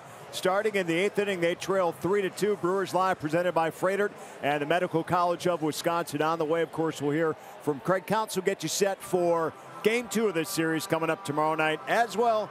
Moments away, BA. All right, Craig and Augie, thanks. Ryan Braun off the bench to pinch hit. Adam Ottavino on the mound for Colorado, one of the nastiest relievers going right now, and he deals Braun a strike. Yeah, crossfire delivery. The two-seam fastball, the slider to go with it. 50th appearance. 138 the earned run average, and way more strikeouts than innings pitched. Good work out of Ottavino. Braun, an at-bat off the bench. Brewers playing with a 4-man bench right now, 8 relievers, 2 lefties in their bullpen. And Braun with Arcia, Perez, and Kratz make up the bench players here tonight, all right-handed batters. Yelich due next. 1 ball, 1 strike. 2-1. Junior Guerra going 8 innings tonight, as Craig and Augie mentioned. Before tonight, the last Brewers starting pitcher to throw 8 innings was Jimmy Nelson last year on August 6th. Yeah. That was against Tampa Bay on the road. Yeah, just when the Brewers needed it most. Well done by Junior Guerra. Managed his pitch count very well. Nelson on the comeback trail after shoulder surgery. 2-1, slings a breaking ball outside, ball 3 to Braun. Yeah, good take.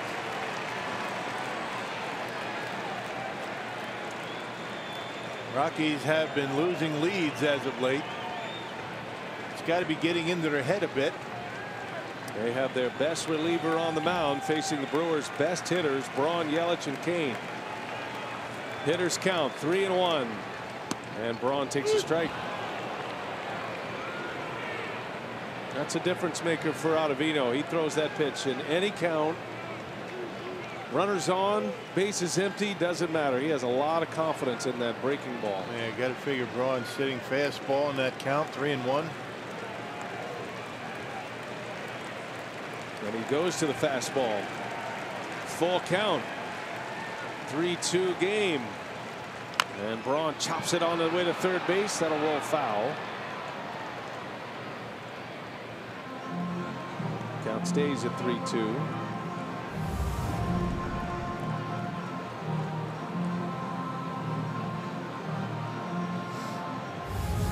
Well, it came down to Ottavino or Jeremy Jeffress to be the replacement pitcher at the All-Star game. And Jeffress was the selection, much to the dismay of Rockies fans who have seen Ottavino post a sub-2 ERA pitching at hitter-friendly Coors Field. Yeah. Where's Jeffress earned run average better? At hitter-friendly Miller Park. 3-2 the count.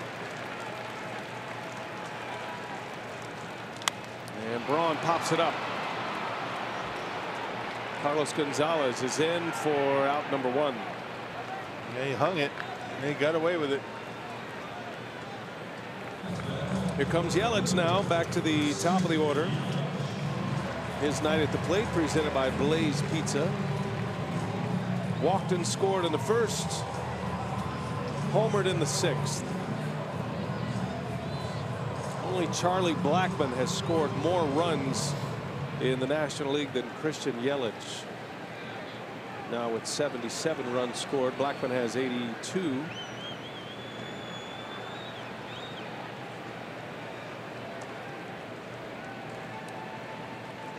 His home run made it a 1-run game. And he's on the Powerball home run leaderboard with his 17th homer of the season. All 17 of those from Schoop came as an Oriole. Aguilar second in the league in that category. That's a big sweeping breaking pitch. That delivery makes it very difficult on right-handed hitters. Lefties see it a little bit better.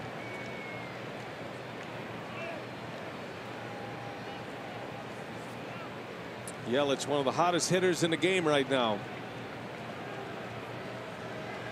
2-0 the count. There's a swing and a high fly ball deep right field. Gonzalez will make the catch. Just missed it on the bat. Boy, just by a millimeter. Barreled it up but got under it.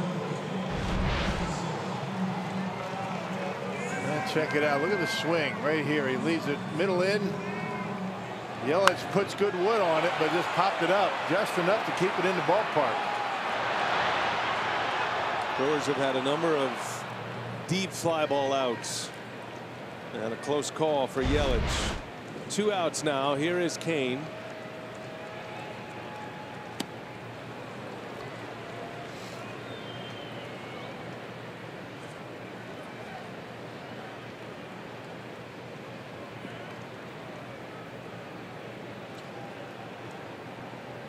Lorenzo looking for his first hit of the night. He walked in the first inning.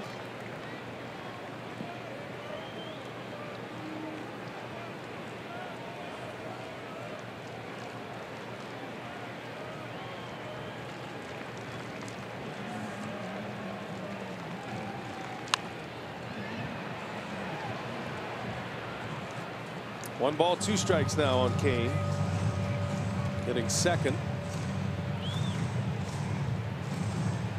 Spent a lot of time in the leadoff spot. Believe it or not, only his 12th game as the number 2 hitter this year. Needs a mistake. It's been a while since he homered last, back in June. Yeah. 1 ball, 2 strikes. And it's outside for a ball. 2-2 now on Lorenzo. Home run came on June 13th against the Cubs. That was off a left-hander, Mike Montgomery, right here at Miller Park. I think he's due.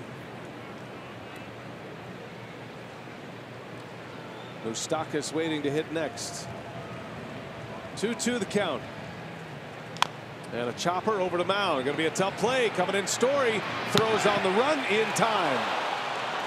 And Kane cut down by inches twice on slow rollers here tonight. They'll take a quick look at it. Looked like a good play by Story. Yeah, a strong throwing arm. There's a reason why this Colorado defense is one of the best in the league. I don't know, pretty close. Is there enough to overturn it? Who knows? These guys have made some pretty nice plays on the infield tonight. So they will challenge this. Feels like this is not one to be overturned, though. I think council's going with the why not approach here as we play in the 8th inning. And if you get lucky, they overturn it. You have the go-ahead run coming up. Really don't have anything to lose.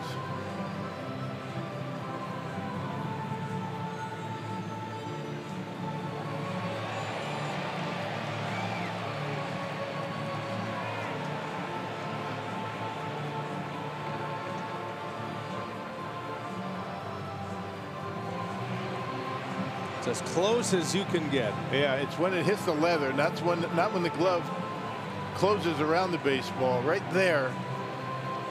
That's about as close as it gets. And the call is confirmed, and the inning is over. Ottavino goes through Braun, Yelich, and Kane. 3 up and 3 down. Brewers lose the challenge. They're down 3-2 as we go to the 9th.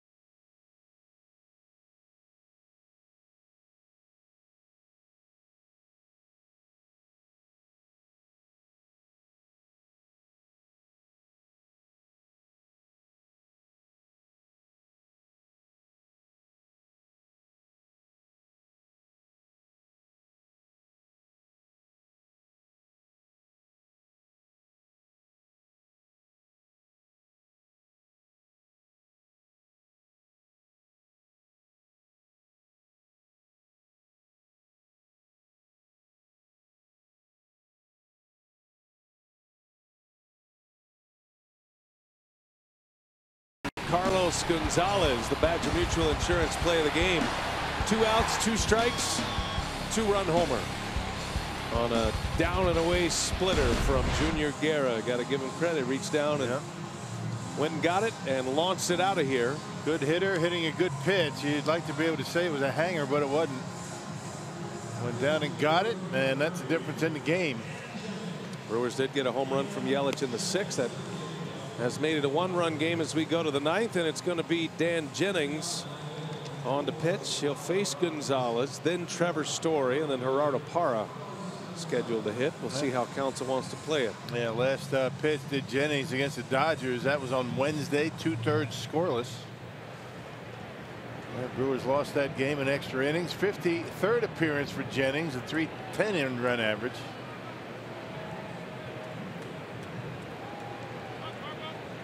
First game of a 3-game series with Colorado, a contending team from the National League West.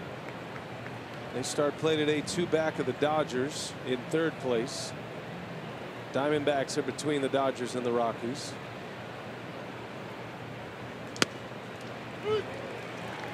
In the wild card race, the Brewers own the top spot. The Braves are a game back, then Arizona, then Colorado. Rockies are just 2 back to the 2nd wild card spot. Colorado and Arizona played in the wild card game last year.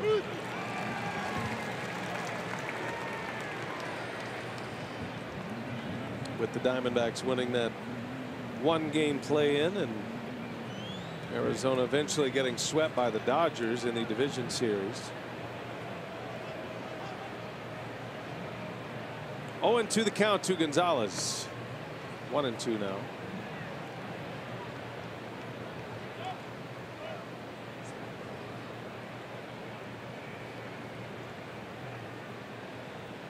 Looking ahead to the Brewer 9th, it'll be Moustakas, Aguilar, and Shaw.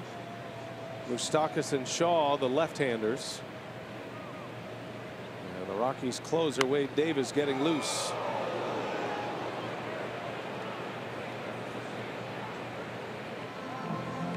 It's been Colorado's best formula, Ottavino and Davis. Davis did have a blown save in St. Louis. And the Brewers got him earlier this year in Colorado. A Manny Pena home run.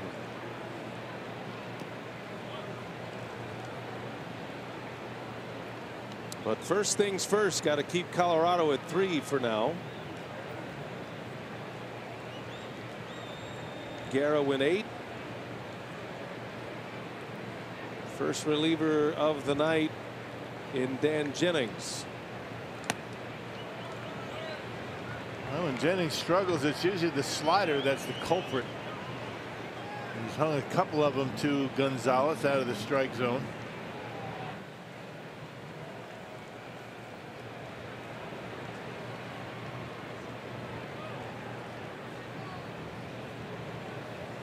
Full count. Yikes. Look at the location of that pitch. I think it might have hit him. I bet it hit the bat at about, what, 6 inches from the hands? Yeah, just about. Goodness. I'm surprised he swung at that. I mean, if he doesn't hit it, it might hit him somewhere.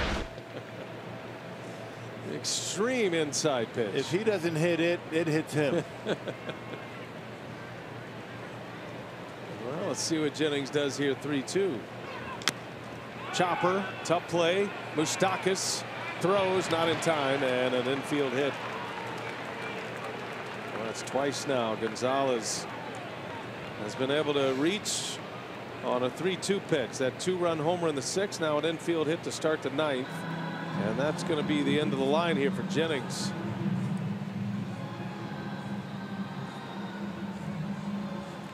Made a good pitch, got a bad break.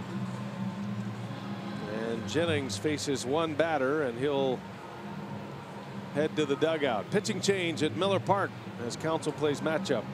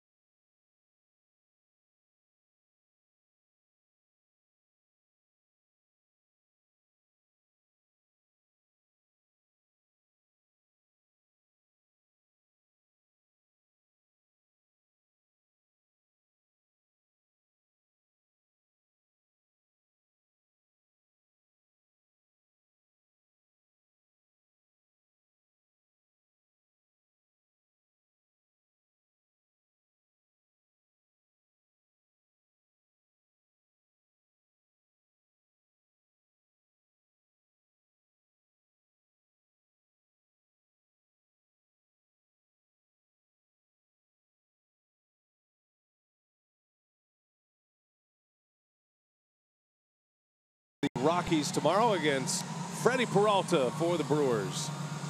Airtime 5:30. First pitch just after 6 o'clock Central. And a couple of young studs on the mound, and Peralta and Tyler Anderson. And Peralta looking for a bounce back. Wasn't able to manage his pitch count very well. He only went 4 innings his last time out. As Corbin Burns takes over here in the 9th for the Brewers. Finally gave up some runs last time out, 2 earned run average, and is in game number 8 here tonight.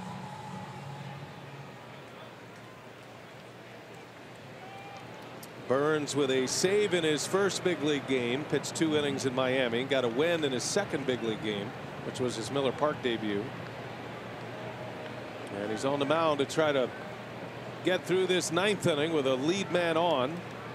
Carlos Gonzalez at first, Trevor Story at the plate. Power on power here. Story's home run tied it in the 5th. After the Brewers scored in the first, it was 1-0 Milwaukee.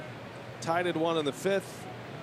Rockies went up 3-1 with a 2-run homer from Gonzalez in the 6th, and then Yelich solo home run bottom 6. 3-2. That's where we are in the 9th.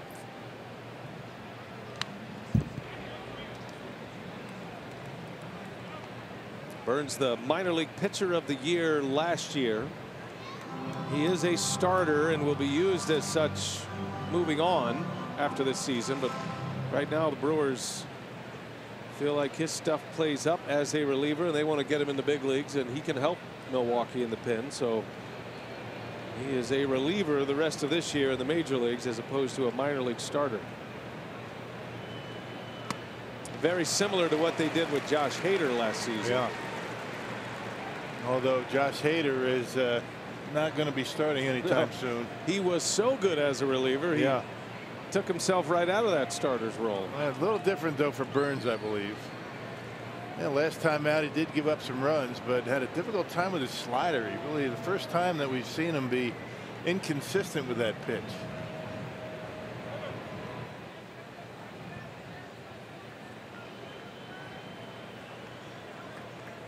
No balls, 2 strikes. Story popped home run number 21 to lead off the 5th off Guerra. Guerra went 8, gave up 3 runs.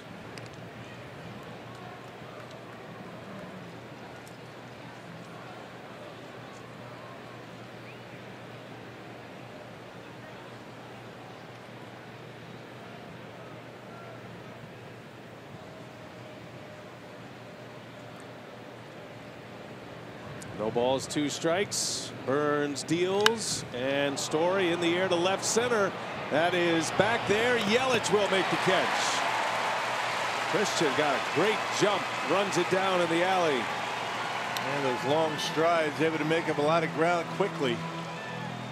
Off the bat, that looked like it might have been ticketed for the gap.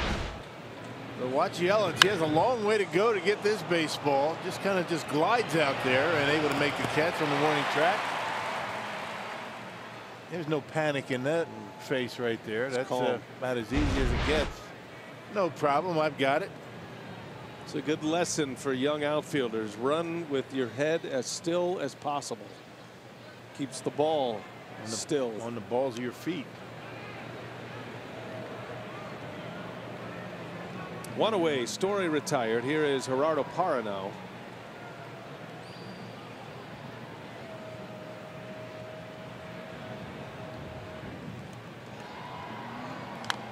On the ground to first. Aguilar's going to spin, fire to second, out there. No chance for a return throw. He's fearless on that throw. He really is. I mean, that's a play right there. A lot of first base are going to pick that ball up, look to second, and say, you know what, I'm going to step on first base. But not Aguilar. He's got a lot of confidence in that throwing arm. Very accurate, clears the runner, and they get the lead out.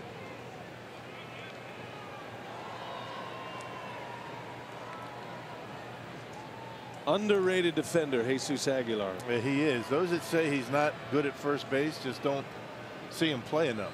He's a shortstop in an offensive lineman's body.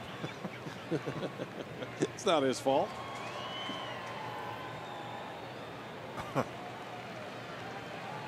Everybody's a shortstop, aren't they? Everybody wants to be. Yeah, I mean, was there a Bill Schroeder shortstop in Little League appearance? Little League.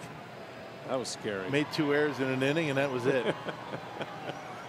They weren't your fault, though. Probably threw so hard, no one wanted to catch. Well, swing and a miss by Desmond. Yeah, the one hit a rock and kind of hit me in the chest. They still gave me an error. My dad was the official scorer. Principal Pete says, "Oh, you got to make that play, kid." That's about what I'd expect from Principal Pete. Yeah, he's not going to give me any breaks.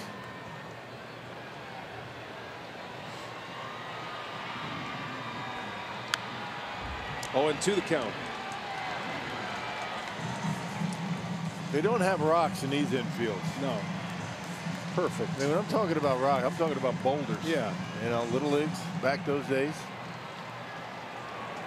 I mean, you had to be tough to play the infield back in those days. No, I don't want to call my father tomorrow and talk about that. You could have been a great shortstop. Who knows? Your confidence was shot. 0-2 the count. Corbin Burns with a runner at first. And he got him. Burns with a strikeout. A pump of the fist. Continues to impress. We're headed for the bottom of the 9th. Do the Brewers have a little magic in them tonight?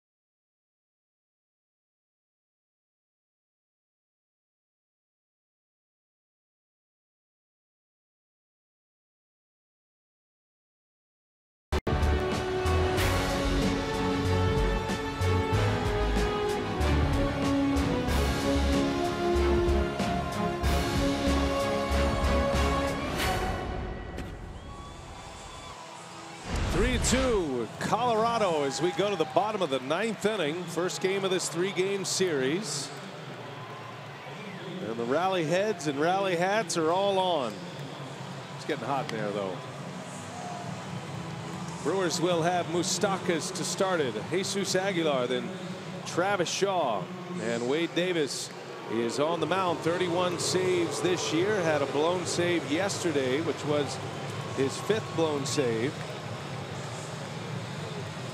Man, blew a save against the Brewers back in Colorado early in the season. Remember that Manny Pena home run to tie the game. 49th appearance, big earned run average for a closer. A little over 4.5 for Wade Davis. Been one of the best relievers in the game since he made the move from the starting role to a reliever. The trade from Tampa Bay to the Chicago Cubs.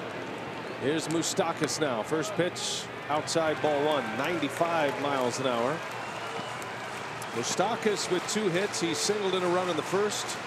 Had an infield hit in the 6th. In his Miller Park debut.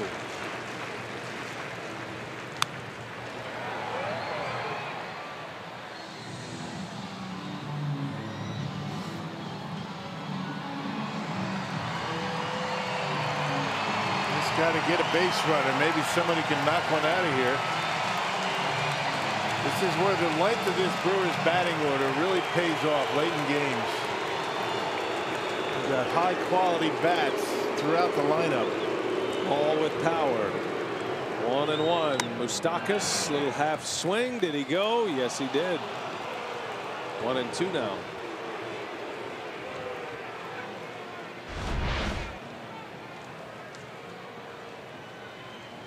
Well, he went.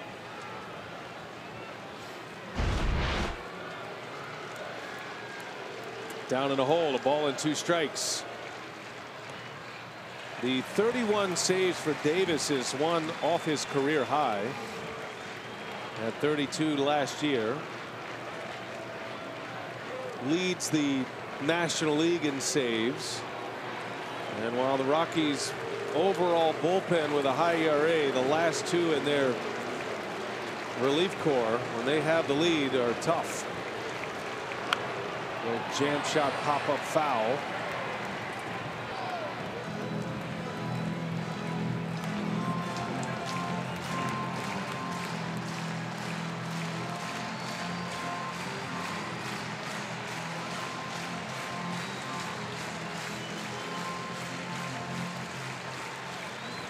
Now the memories of a blown save still on his mind. Brewers would love to keep a little bit of that doubt. 2-2 the count. Moustakas at the plate. And he pops this one foul and out of play. I've had a blown save and a loss here at Miller Park in September. Remember the Travis Shaw home run?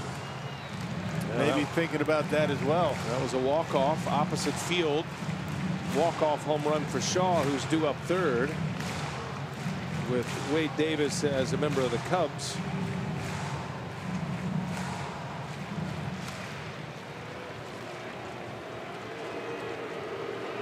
A 3-2 game. It's been a good one. Very well pitched. Both starters were excellent. And Moustakas a swing and a foul tip. It's a strikeout into the glove of Murphy, out number 1. Yep, got him on the breaking pitch. And throws hard. He's got the breaking ball, the cutter. There's that breaking pitch going straight down. Moustakas right over the top of it. Very similar to Corey Knebel, one of the few closers that throws a curveball. The knuckle curve. A lot of fastball slider, fastball splitter closers. Jesus Aguilar now with 1 away. He's 0 for 3. Brewers decked out in their throwback Negro League uniforms.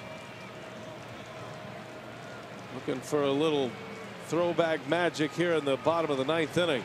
Aguilar takes a ball, 2-0. The last thing Davis wants to do is walk the winning run to home plate. Especially the fact that it's Travis Shaw who already got him last year. You figure Aguilar is going to get something to hit. 2-0. Brewers' best home run hitter at the plate. Down a run. 3-0. Over the cutter.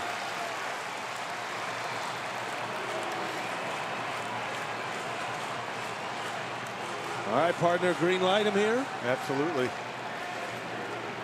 Your cleanup hitter, Shaw on deck. If he likes it, he's going to be swinging. Something middle in. Here's a 3-0. Aguilar takes a strike. Middle away. Leave it alone.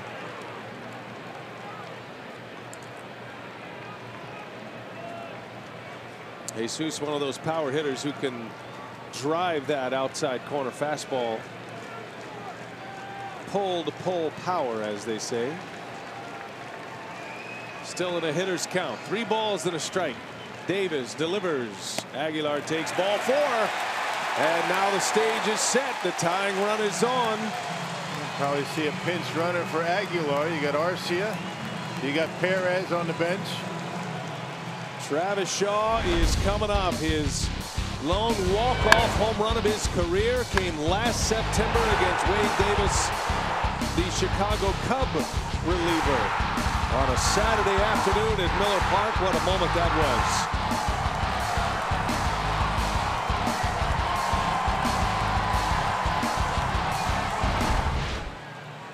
Can Travis Shaw do it one more time?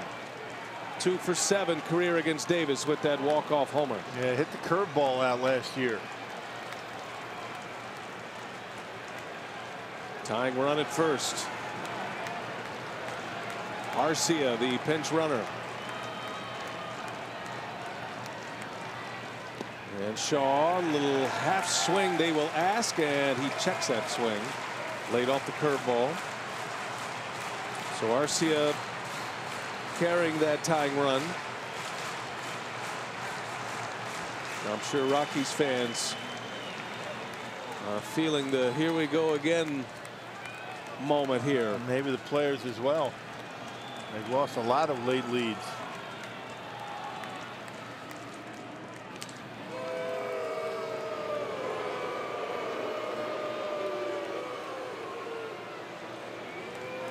Jonathan Schoop due next.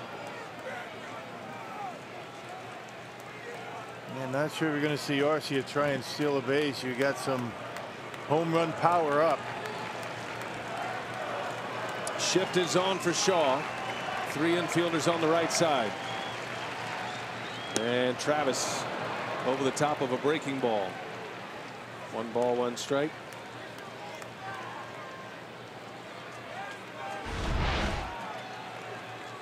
That thing is just hissing. Yeah, you can hear it as it comes into home plate. You know, the way those seams are spinning. Straight down at 86 miles an hour. Power curve. Wade Davis has given up 5 home runs this year, including one to Manny Pena in Colorado that tied a game.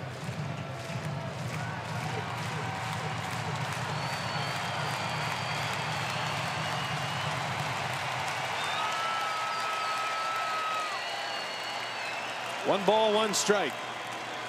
9th inning, tying run at first. Davis deals, and it's way high. Nice play by Murphy. Those are tough. Those big fastballs that high.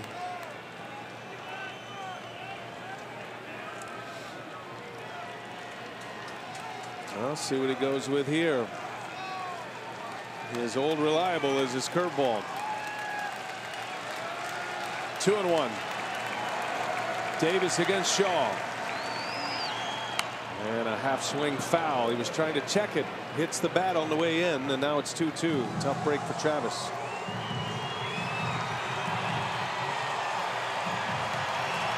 Brewers generally a free swinging team, but close and late situations they draw a lot of walks. And a Jesus Aguilar walk has put the potential winning run at the plate.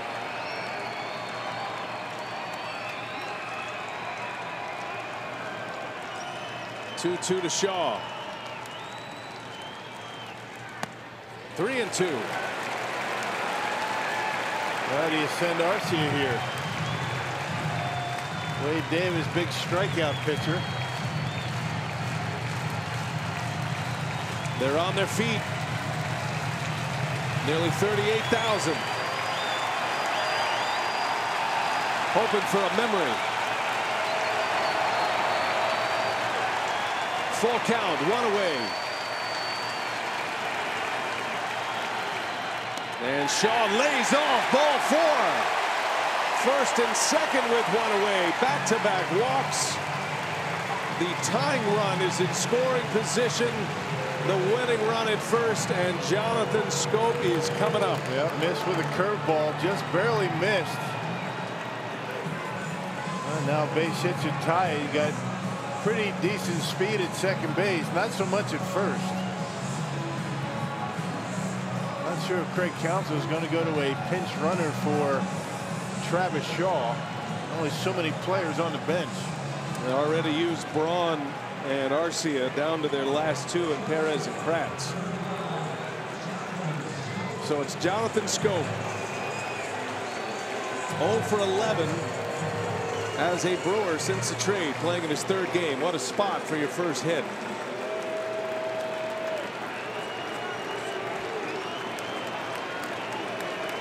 Schoop's only faced Wade Davis once. Struck out. 2 on, 1 away. Strike. Fastball at 96.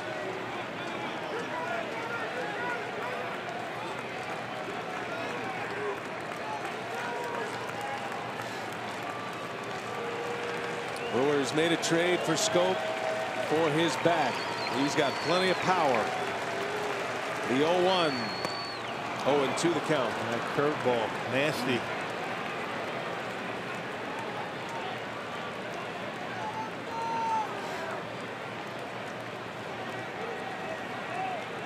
Davis back in the driver's seat. 2 quick strikes on Jonathan Schoop.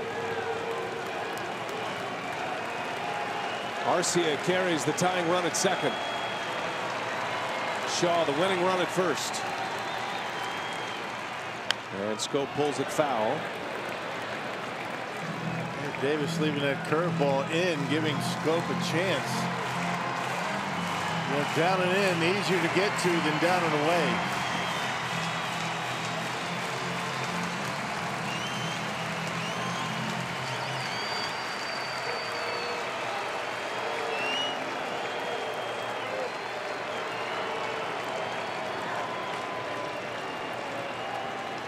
The 0-2 pitch, and Schoop just got a piece. That's the one that he'd like to have back. That was a hanger that time.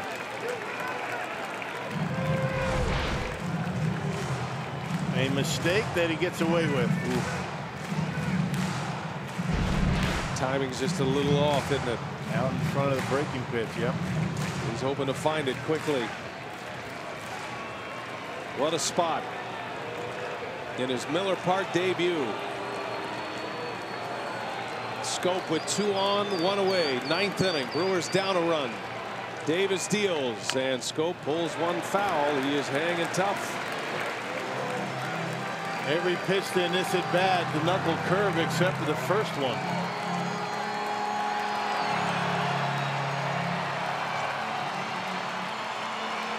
You gotta love pennant race baseball. Yeah, this is great.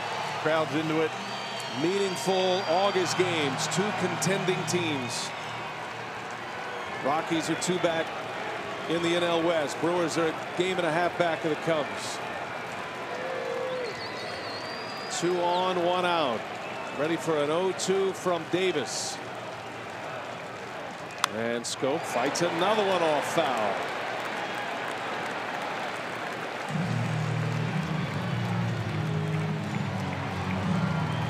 Five straight foul balls for Jonathan Schoop. Yep, last one a fastball.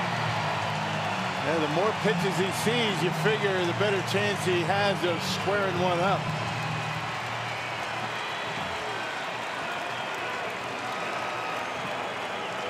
Do it again, another 0-2. And Schoop, a little jam shot. Infield fly rule is the call. And Davis wins that battle. Out number 2, got in on the hands of Schoop.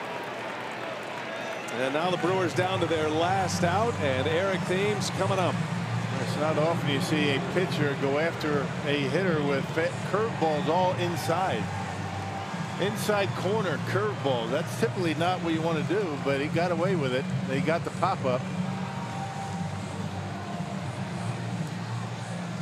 Tom Murphy talking strategy here with Davis. Eric Thames has had some success against Davis. He has 4 hits and 4 walks in his career against Wade Davis. That's 14 at bats officially. There's a double and a triple among those 4 hits.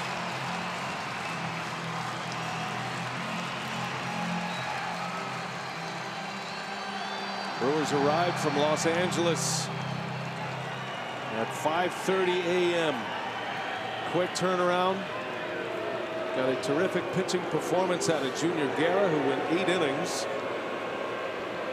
Trying to fight their way back. 3-2 Rockies. 2 on, 2 outs. Davis against Thames.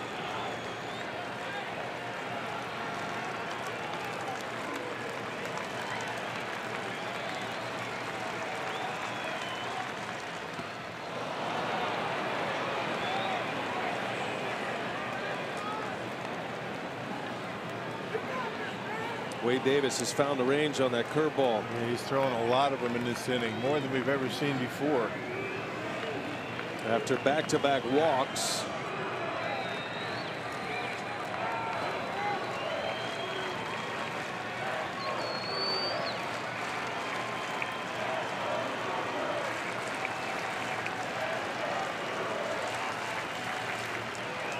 Here's the 0-1. 1 ball, 1 strike. James has had a couple of near misses tonight. First 2 at bats.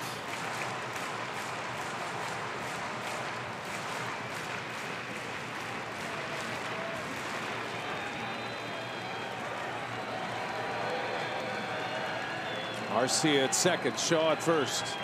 Here's the 1-1, and that's high and deep to right field. James watches. This one's gonna fly! A game-winning home run.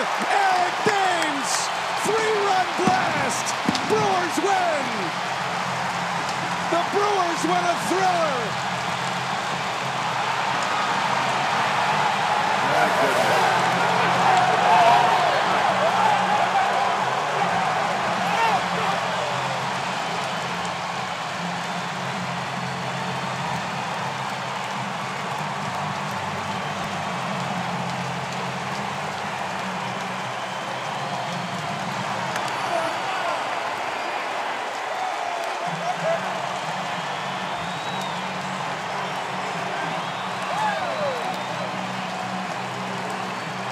Miller Park magic. Yeah. Eric Thames with a 3-run walk-off home run, and the Brewers beat the Rockies. We have seen some incredible games. And this one near the top. He had a couple of near misses early in the game, but able to center on that one. Wow. What a game here at the ballpark again. Eric Thames, a walk-off. And he knew it. And Eric is with Sophia. Take it away, Sophia. Thanks, B.A. Well, Eric, you just said, what just happened? What just happened? You just hit a 3-run walk-off home run. Woo!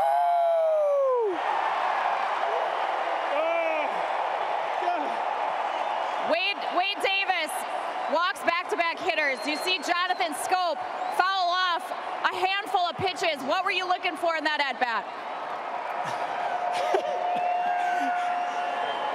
Nothing. I'm losing my voice. Nothing.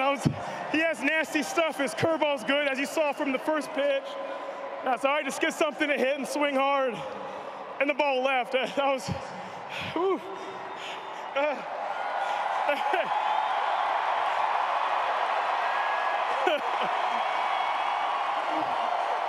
Eric, it was an early arrival, 5:30 a.m. this morning. You're coming off of back-to-back losses. You had to fight back to win this one. How big of a win is this for this team? Yeah, a lot of us didn't get to sleep till about 6:30. Oh, man, we're tired today, but the boys came out swinging and we got the W. It's all that matters. That's all that matters. The Brewers win the first game of the series. Team Bruyere, thanks to that 3-run walk-off home run by Eric Thames, still catching his breath down here. What a moment. Eric Thames for the 2nd time in his career with a walk-off home run, and Rock, the Brewers do it again. They have been the walk-off kings this season. Well, and they were able to get some of the league's best, and Wade Davis, amazing. The Brewers, something about Wade Davis. That's the 7th walk-off win for Milwaukee. And Eric Thames, the big blast here tonight. Wow, what do you say? It's just a very nice game here at the ballpark. Brewers able to pick up the victory. Wow. Ryan Braun, Jesus Aguilar twice, and Eric Thames with walk-off home runs this year. The Brewers win it. It's time for Brewers Live. Let's send it to Craig Cashon. All right, B.A., thanks very much. Wow, what a finish here at Miller Park. Augie and I are going to break it down. Pandemonium out in Nelly's corner. 5-3, Brewers a winner. What a way to start the homestand.